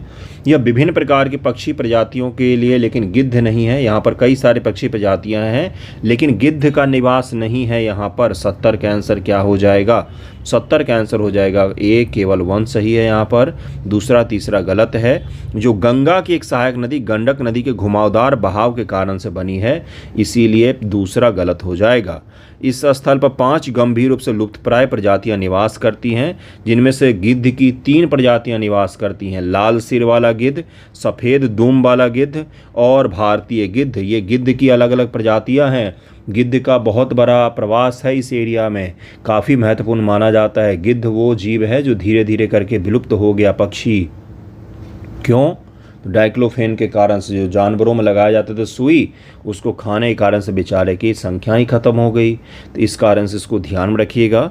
ऑक्सबो जो झील है ये एशिया की सबसे बड़ी मीठे पानी की ऑक्सबो लेक है ये।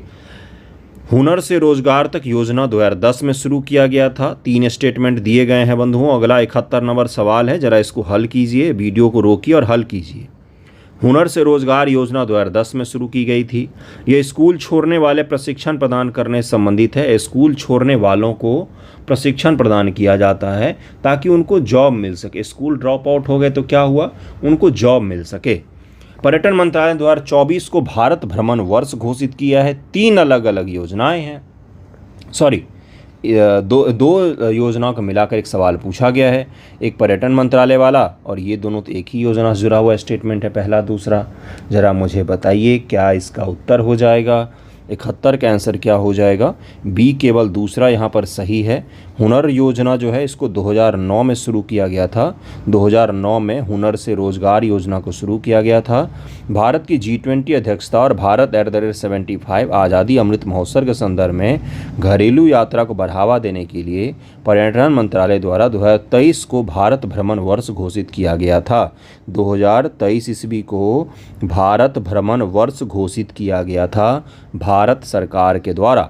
भारत के पर्यटन क्षेत्र में के बारे में निम्नलिखित कथनों विचार कीजिए। पर्यटन क्षेत्र भारत के सकल घरेलू उत्पाद में 7% का योगदान देता है। इकोनॉमिक्स में डेटा वाले सवाल जिसमें आपको सबसे ज़्यादा सरदर्द होता है, उस पर आधारित ये सवाल है बंधुओं, ज़रा मुझे बताइएगा। यात्रा और पर्यटन विकास सूचकांक 2024 में भारत का स्थान 39 है। ये किसके द्वारा जारी किया जाता है? तो ये वर्ल्ड इकोनॉमिक फोरम के द्वारा जारी किया जाता है। यात्रा और पर्यटन 2021 में कुल रोजगार का 6.9% हिस्सा है। क्या हो जाएगा इसका आंसर? ज़रा मुझे बताइए। देखिए इसमें डेटा है, डेटा मैंने आपको करवाया था क्या ये इसको पूरी याद रखना है? तो देखिए अभी इकोनॉमिक ईयर के लिए तो यही रहेगा। जब हम इकोनॉमिक सर्वे पढ़ेंगे ना, इकोनॉमिक सर्वे भारत सरकार का, तो उसके जुड़े हुए डेटा जो आएंगे वो आपकी अपडेटेड वाले होंगे। फिलहाल के लिए आप इस सवाल को ज़रा हल कीजिए, क्योंकि ये जनरल डेटा से मैंने करवाया था, भारत सरकार का ही डेटा है ये, है ना। लेकिन इकोनॉमिक सर्वे में जो टूरिज्म से जुड़ा हुआ डेटा होगा वो सबसे प्रामाणिक माना जाएगा। मुझे ज़रा इसका आंसर बताइए कौन सा सही हो जाएगा। वीडियो को रोकिए, अटेम्प्ट कीजिए इसको। मेरे बोलने से अलग होता है आपका खुद का अटेम्प्ट करना, दोनों में अंतर हो जाएगा। इसका आंसर क्या हो जाएगा बंधुओं? सी हो जाएगा। तीनों के तीनों स्टेटमेंट यहाँ पर बिल्कुल सही दिया हुआ है, याद रखिएगा इसको। होता क्या है, जब मैं आपको कोई चीज़ बोलता हूँ ना तो आपको शब्द सुनाई देता है, लेकिन पढ़ते समय आप उस शब्द को स्किप कर सकते हैं। इसलिए वीडियो रोककर पॉज करके पढ़िए, फिर इसका आंसर निकाले, फिर मैं तो बताऊँगा ही। मिशन कर्मयोगी आपको पढ़ाया था मैंने कि सिविल सेवकों के लिए शुरू किया गया था ये। उनमें दक्षता के सुधार करना है, उनके काम करने के तरीक़ों में परिवर्तन लाना है। इसे 2021 में सिविल सेवा क्षमता निर्माण के लिए शुरू किया गया था। यह कार्यक्रम आई गॉट कर्मयोगी प्लेटफॉर्म की स्थापना करके लागू किया गया था। यह केवल ऑफ साइट लर्निंग दृष्टिकोण द्वारा सिविल सेवा क्षमता में परिवर्तनकारी बदलाव लाना चाहता है। ज़रा मुझे इसका आंसर बताइए कि कौन सा कथन सही हो जाएगा, कौन सा कथन सही होगा। मैंने आपको समझाया था कर्मयोगी मिशन के बारे में। 73 का आंसर क्या हो जाएगा? सी हो जाएगा। केवल 2 सही है, यहाँ पर केवल 2 सही है। 2 सितंबर 2020 ईस्वी को शुरू किया गया है, 9 की 2021 ईस्वी को। पक्का गलत किया होगा आपने, मैं गारंटी कह सकता हूँ। ये केवल शब्द के कारण ये तीसरा स्टेटमेंट गलत है। यह कार्यक्रम एकीकृत सरकारी ऑनलाइन प्रशिक्षण आई गॉट कर्मयोगी प्लेटफॉर्म की स्थापना करके लागू किया गया था। यह मंच ऑफ साइट लर्निंग अप्रोच को बढ़ावा देते हुए ऑन साइट लर्निंग अप्रोच पर भी जोर देता है। मतलब कि ऑनलाइन के अलावा ऑफलाइन पर भी I got mission Karmayogi platform के माध्यम से भी और विदाउट प्लेटफॉर्म भी लर्निंग दोनों को बढ़ावा देने का प्रयास करता है। तो इसको ज़रूर ध्यान रखिएगा। इसमें क्या है, जो सिविल सेवक हैं, आईएएस आईपीएस अफसर हैं भारत सरकार के या राज्य सरकारों के या भारत सरकार के अलग अलग जिस भी क्षेत्र में सिविल सेवक हैं, किसी भी पद पर हैं, उनको लोगों के उन्मुख उनके काम को बनाना, उनके काम के करने के तरीक़ों में परिवर्तन को लाना, इसी का मुख्य उद्देश्य था। क्या था? तो मिशन कर्मयोगी। पीएम किसान योजना 2019 के बारे में आपको निम्नलिखित कथनों पर विचार करना है। कौन से कथन गलत हैं ध्यान दीजिएगा, यहाँ पर ये लिखा हुआ है। इसके तहत हर 3 महीने में 3 समान किस्तों में 6,000 रुपये प्रतिवर्ष हस्तांतरित किए जाते हैं। कृषि मंत्रालय के सहयोग से एनआईसी द्वारा विकसित पीएम किसान ऐप है। नेशनल इन्फॉर्मेशन सेंटर द्वारा पीएम किसान ऐप बनाया गया है। हर साल लाभार्थियों को 5% सत्यापन अनिवार्य है। हर साल ये जांच किया जाता है कि जिन लोगों को हम पैसा दे रहे हैं उनमें से कितने लोग सही हैं या गलत हैं। कुछ लोगों का सत्यापन किया जाता है, वेरिफिकेशन। तो कौन सा कथन गलत है बंधुओं? तो 74 का आंसर क्या हो जाएगा? 74 का आंसर हो जाएगा पहला और दूसरा यहाँ पर गलत है। पीएम किसान योजना के तहत प्रत्यक्ष लाभ हस्तांतरण मोड के माध्यम देश भर किसान परिवारों को बैंक खातों में हर 4 महीने में 3 समान किस्त दिया जाता है। यहाँ पर क्या लिखा हुआ था? हर 3 महीने में 3 समान किस्त। कैसे हो जाएगा? 4-4 महीने पर उनको 3-3 हज़ार रुपया दिया जाता है, जिसके कारण 2-2 हज़ार दिया था, जिसके कारण से उनका क्या हो जाता है? 6,000 रुपये उनको वार्षिक तौर पर मिलता है। और अगला देखिए क्या है कि 6,000 रुपये। पीएम किसान मोबाइल ऐप, इसे इलेक्ट्रॉनिक और सूचना प्रौद्योगिकी मंत्रालय के सहयोग से राष्ट्रीय सूचना विज्ञान केंद्र के द्वारा विकसित और डिजाइन किया गया है। इसीलिए यहाँ पर दूसरा भी गलत हो जाएगा। कृषि मंत्रालय ने 120 नहीं किया है, बल्कि सूचना प्रौद्योगिकी मंत्रालय के द्वारा इस ऐप को बनाया गया है। ऐप को बनाया गया है। ध्यान में रखिएगा। इसका आंसर क्या हो जाएगा? इसका आंसर हो जाएगा ए। 1 और 2 गलत है, तीसरा बिल्कुल सही दिया हुआ था। अंतर संसदीय संघ के अनुसार दुनिया भर में लोकसभा कुल सदस्यों में 14.44 महिलाएं हैं %।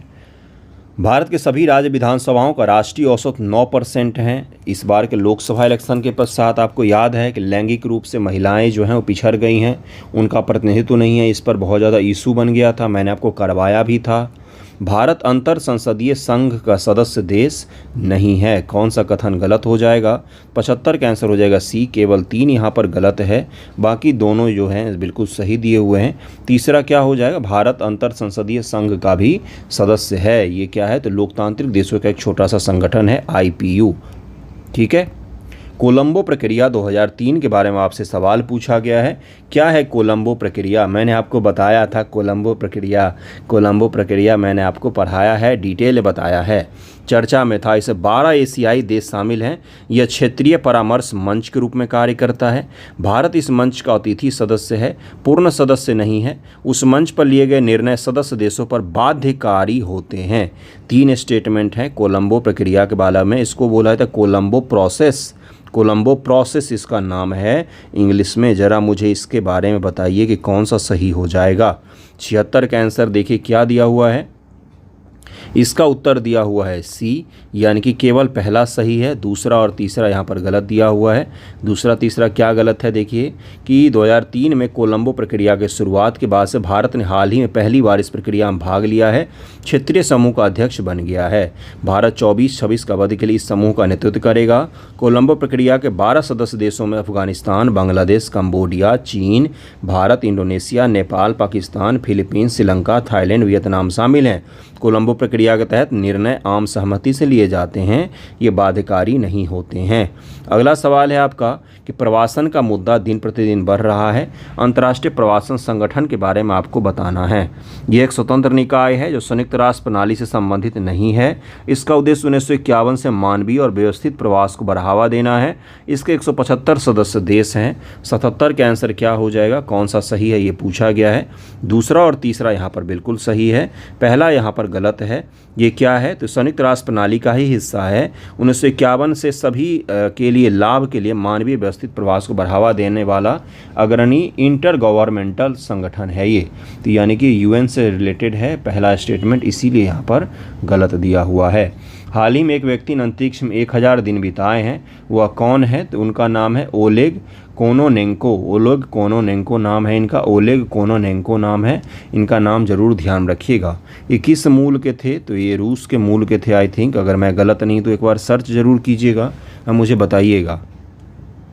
अगला सवाल है कि हाल ही में भारतीय मूल की अंतरिक्ष यात्री सुनीता विलियम्स तीसरी बार अंतरिक्ष में गई हैं और अब वो वहाँ पर फंस गई हैं। पता ये चला है जिसमें वो गई थी उस समय का MCQ है ये, अब वो फंस गई हैं वहाँ पर, तीसरी बार अंतरिक्ष में गई हैं। अंतर्राष्ट्रीय अंतरिक्ष स्टेशन के बारे में निम्नलिखित कथनों विचार कीजिए।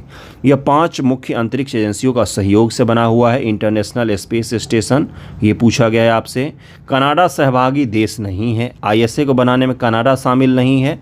तियांगोंग अंतरिक्ष स्टेशन चीन द्वारा बनाया गया है। कौन सा कथन सही है? 79 का आंसर क्या हो जाएगा? 1 और 3 जो है बिल्कुल सही है, दूसरा गलत है क्योंकि कनाडा भी शामिल है अंतरिक्ष स्टेशन को बनाने में।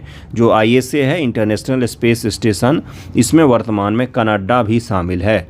भारत मरुस्थलीकरण की वर्तमान स्थिति के बारे में निम्नलिखित कथनों पर विचार कीजिए। डेजर्टिफिकेशन जो भारत में हो रहा है उसके बारे में सवाल है। क्या है कि भारत के मुख्य रूप से प्रायद्वीपीय राज्यों में से पिछले 15 वर्षों में बंजर भूमि वृद्धि देखी गई। प्रायद्वीपीय राज्य जो नीचे के राज्य हैं उनमें बंजर भूमि की वृद्धि देखी गई। भारत का अधिकांश बंजर भूमि क्षेत्र राजस्थान, महाराष्ट्र और गुजरात में है। कौन सा कथन सही होगा? 80 का आंसर हो जाएगा। दूसरा बिल्कुल सही है, पहला गलत है।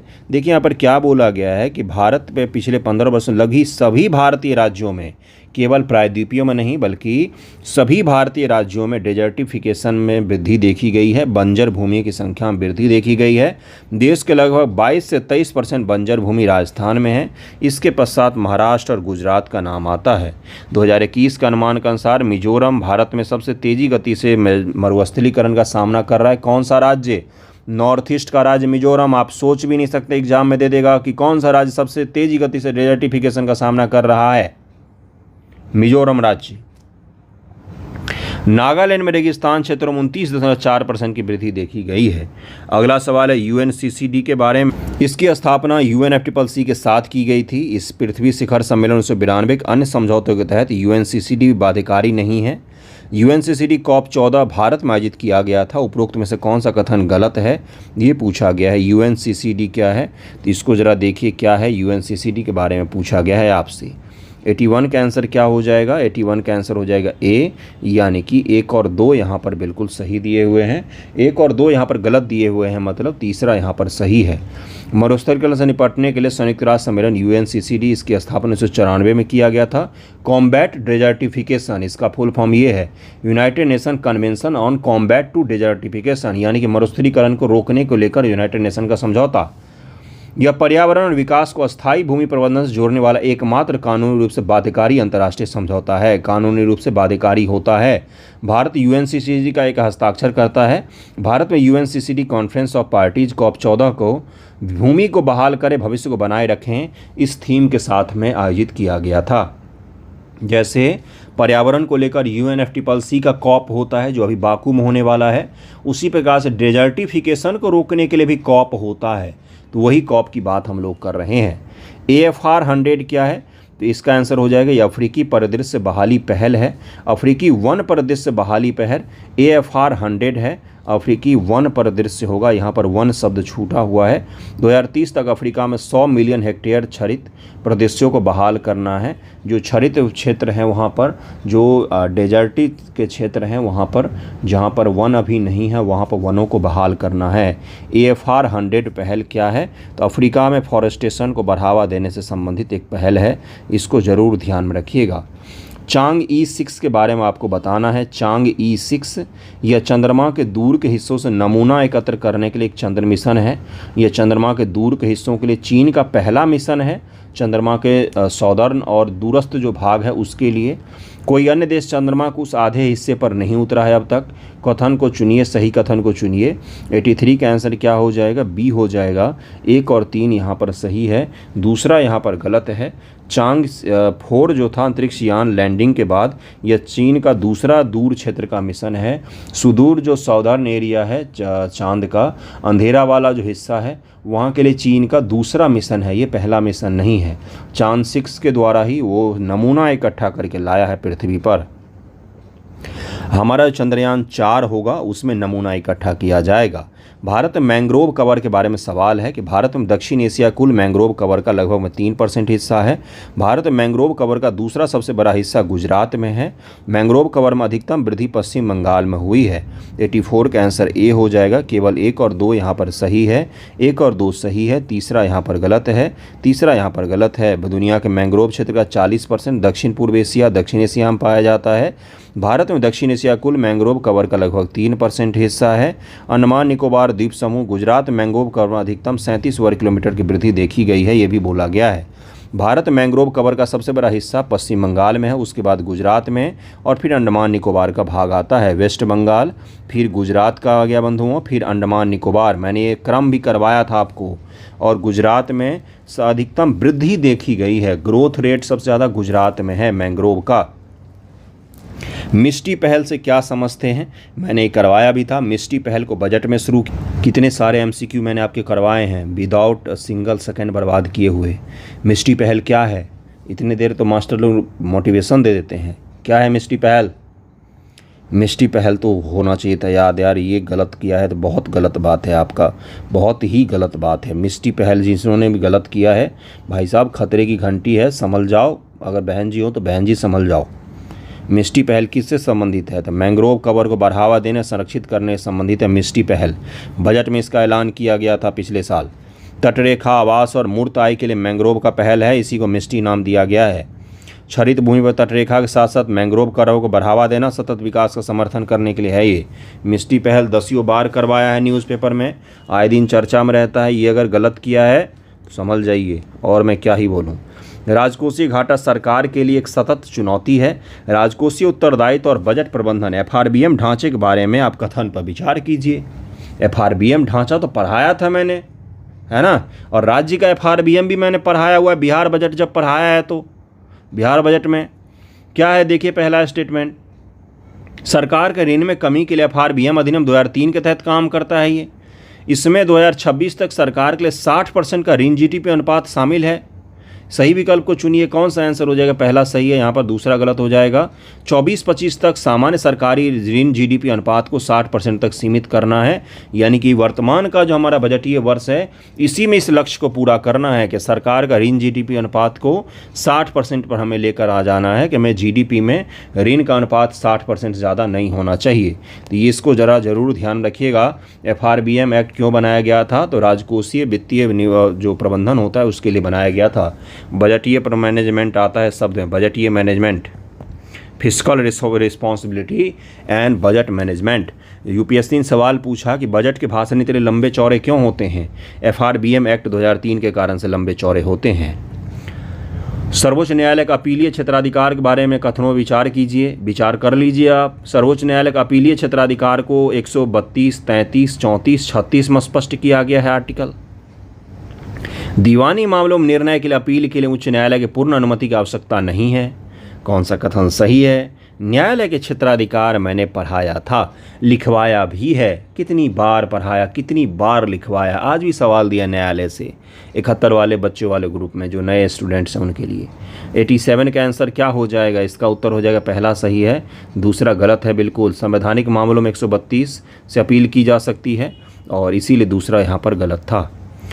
अग्निबाण सॉर्टेड 01 मिशन के बारे में भी कथनों पर विचार कीजिए। यह अग्निबाण प्रक्षेपण यान का एक उपकक्षीय प्रौद्योगिकी प्रदर्शन है। इसे अग्निकुल कॉस्मोस के सहयोग से इसरो द्वारा निर्मित किया गया है। इसे सतीश धवन अंतरिक्ष केंद्र से लॉन्च किया जाएगा। अग्निकुल कॉस्मोस के बारे में कभी कुछ सुना है आपने कि कोई प्राइवेट कंपनी है क्या भारत में जो स्पेस का काम कर रही है? कुछ सुना है आपने अग्निकुल और कॉस्मोस के बारे में? अग्निबाण सॉर्टेड 01 मैंने पढ़ाया भी था। इसका आंसर हो जाएगा डी, केवल 1 सही है। देखिए क्या है, Agnibaan SOrTeD sub orbital technological demonstrator मैंने पढ़ाया था, मैंने पढ़ाया है। अग्निबाण प्रक्षेपण यान का एक सब ऑर्बिटल तकनीकी डेमोस्ट्रेटर है। डेमोस्ट्रेट का मतलब प्रदर्शन किया भी इसने कि मैं कर सकता हूँ।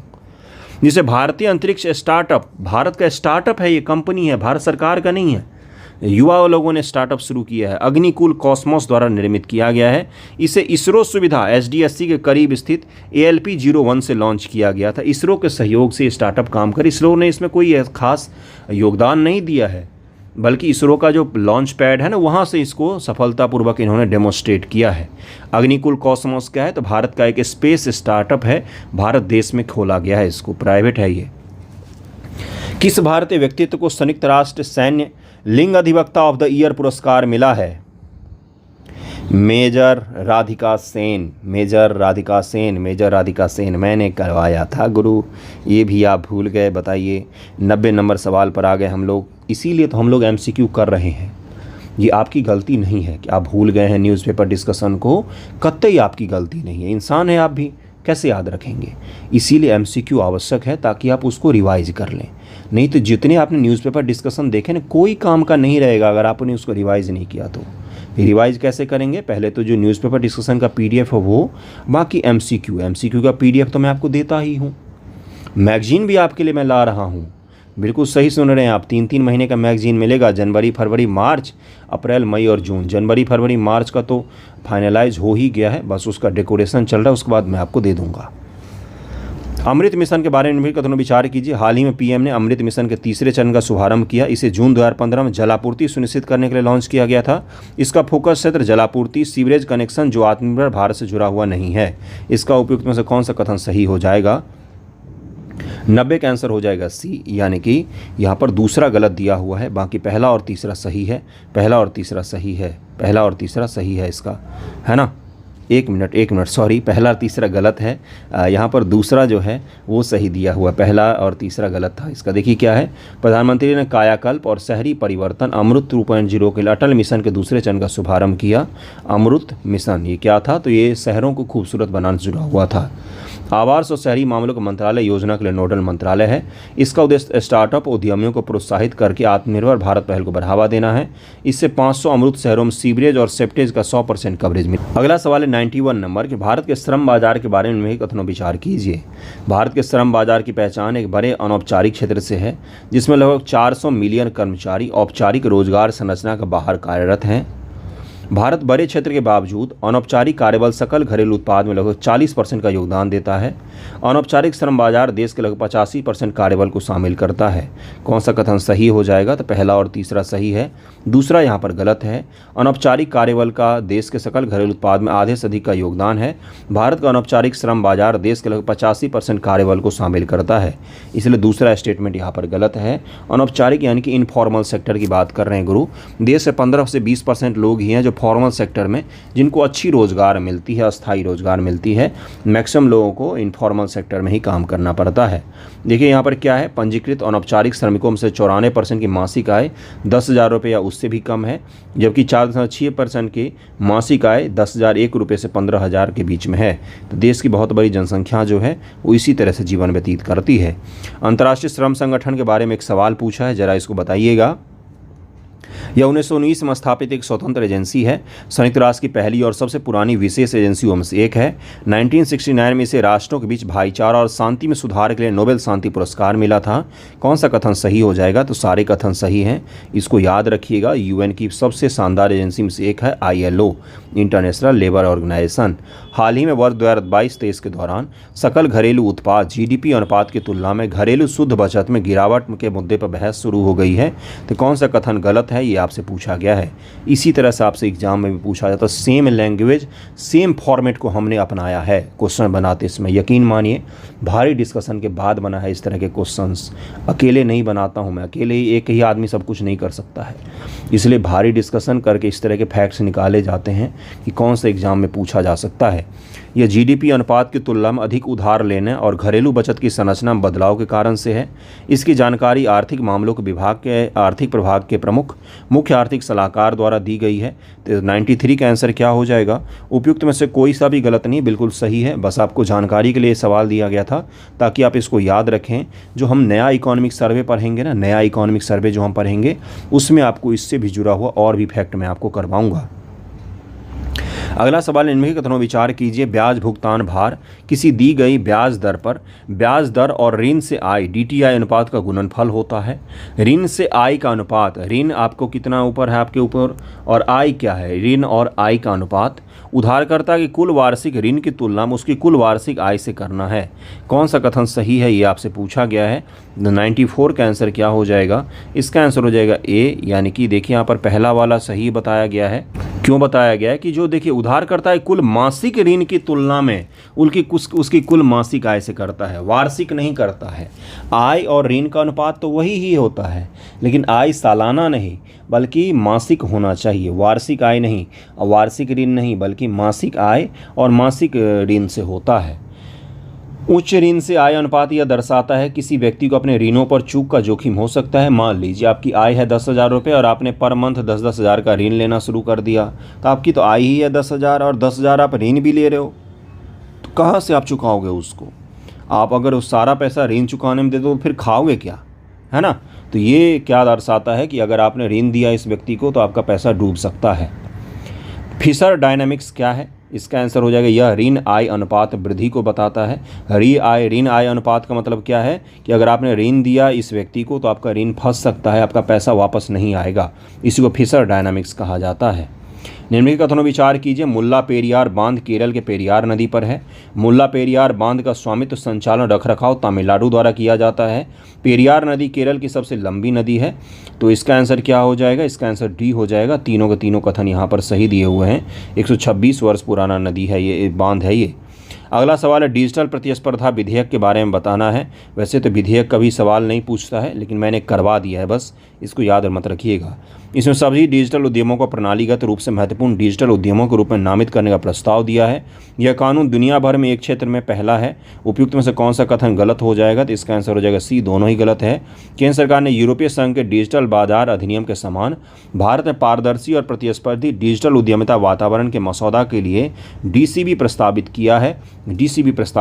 DCB जो है कुछ डिजिटल उद्यमों को प्रणालीगत रूप से महत्वपूर्ण डिजिटल उद्यम के रूप में नामित करने का प्रस्ताव करता है कि कुछ चीज़ें हमारे देश में डिजिटल इंफ्रास्ट्रक्चर के लिए बहुत ही ज़्यादा इंपॉर्टेंट है, उसका नामित भी करता है। ये किसी कंपनी को SSDE के रूप में नामित करने के लिए मात्रात्मक पैरामीटर ये है, किसी कंपनी को SSDE के रूप में नामित तभी किया जा सकता है जब वो ये सब मानदंड का पालन करते हों।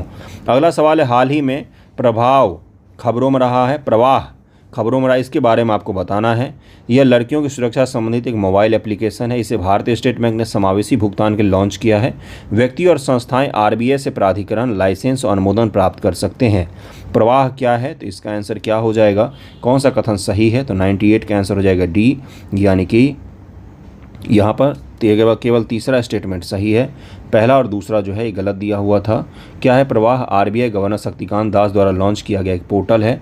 इस पोर्टल का उद्देश्य क्या था? तो यहाँ पर लिखा कि लाइसेंस और अनुमोदन प्रदान करने के लिए इसको मुख्य रूप से बनाया गया है। प्रवाह आरबीआई का पहल है। 99 नंबर सवाल पर हम लोग आ गए। मौसम की स्थिति के बारे में भी कथन विचार कीजिए। भूमध्य रेखीय प्रशांत महासागर में लगातार तीसरे वर्ष लानीना की स्थिति बनी हुई है, जो एक असामान्य समुद्री घटना है।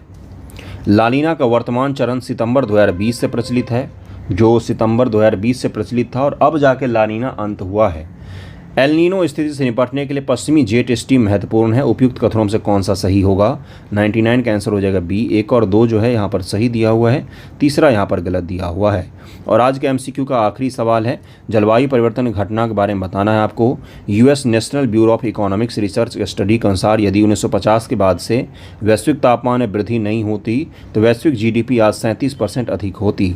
नेचर द्वारा किए गए अध्ययन के अनुसार जलवायु प्रभाव के कारण अगले 26 वर्षों में वैश्विक औसत आय आधी हो सकती है। तो इसका आंसर क्या हो जाएगा कि उपरोक्त में से कोई सा भी सही नहीं है, कोई सा भी सही नहीं, डी हो जाएगा। तो इससे 100 एमसीक्यू मैंने करवाए हैं, एक्सप्लेनेशन पढ़ लीजिएगा अगर आपको फुर्सत मिले तो। वैसे इस तरह के सवाल कभी कभी इरेलेवेंट हो जाते हैं। काफ़ी अच्छे सवाल मैंने आपको करवाए हैं। अगला एमसीक्यू भी जल्द ही मैं शुरू कर दूंगा और अगला जो होगा उसके बाद इंग्लिश हिंदी दोनों में ही होगा, इधर इंग्लिश रहेगा इधर हिंदी रहेगा। ओके, आई होप आपको अच्छा लगा होगा। अच्छा लगा हो तो वीडियो को शेयर ज़रूर कर दीजिएगा। जो पढ़ने वाले लोग हों उनके बीच में कीजिएगा, बाकी जो नहीं पढ़ने वाले हैं उनका तो कोई क्या ही बोलना। वो फिर आएंगे, जैसे नोटिफिकेशन आ जाएगा ना, फिर आएंगे वो एकदम से कि अब हमें बता दीजिए करंट कैसे करें। तो फिर तो आप नहीं कुछ कर सकते हैं, फिर तो आपको उनके लिए अफसोस ही होता है कि अब इसको क्या ही बताएं, है ना। थैंक यू सो मच आप सभी का वीडियो देखने के लिए।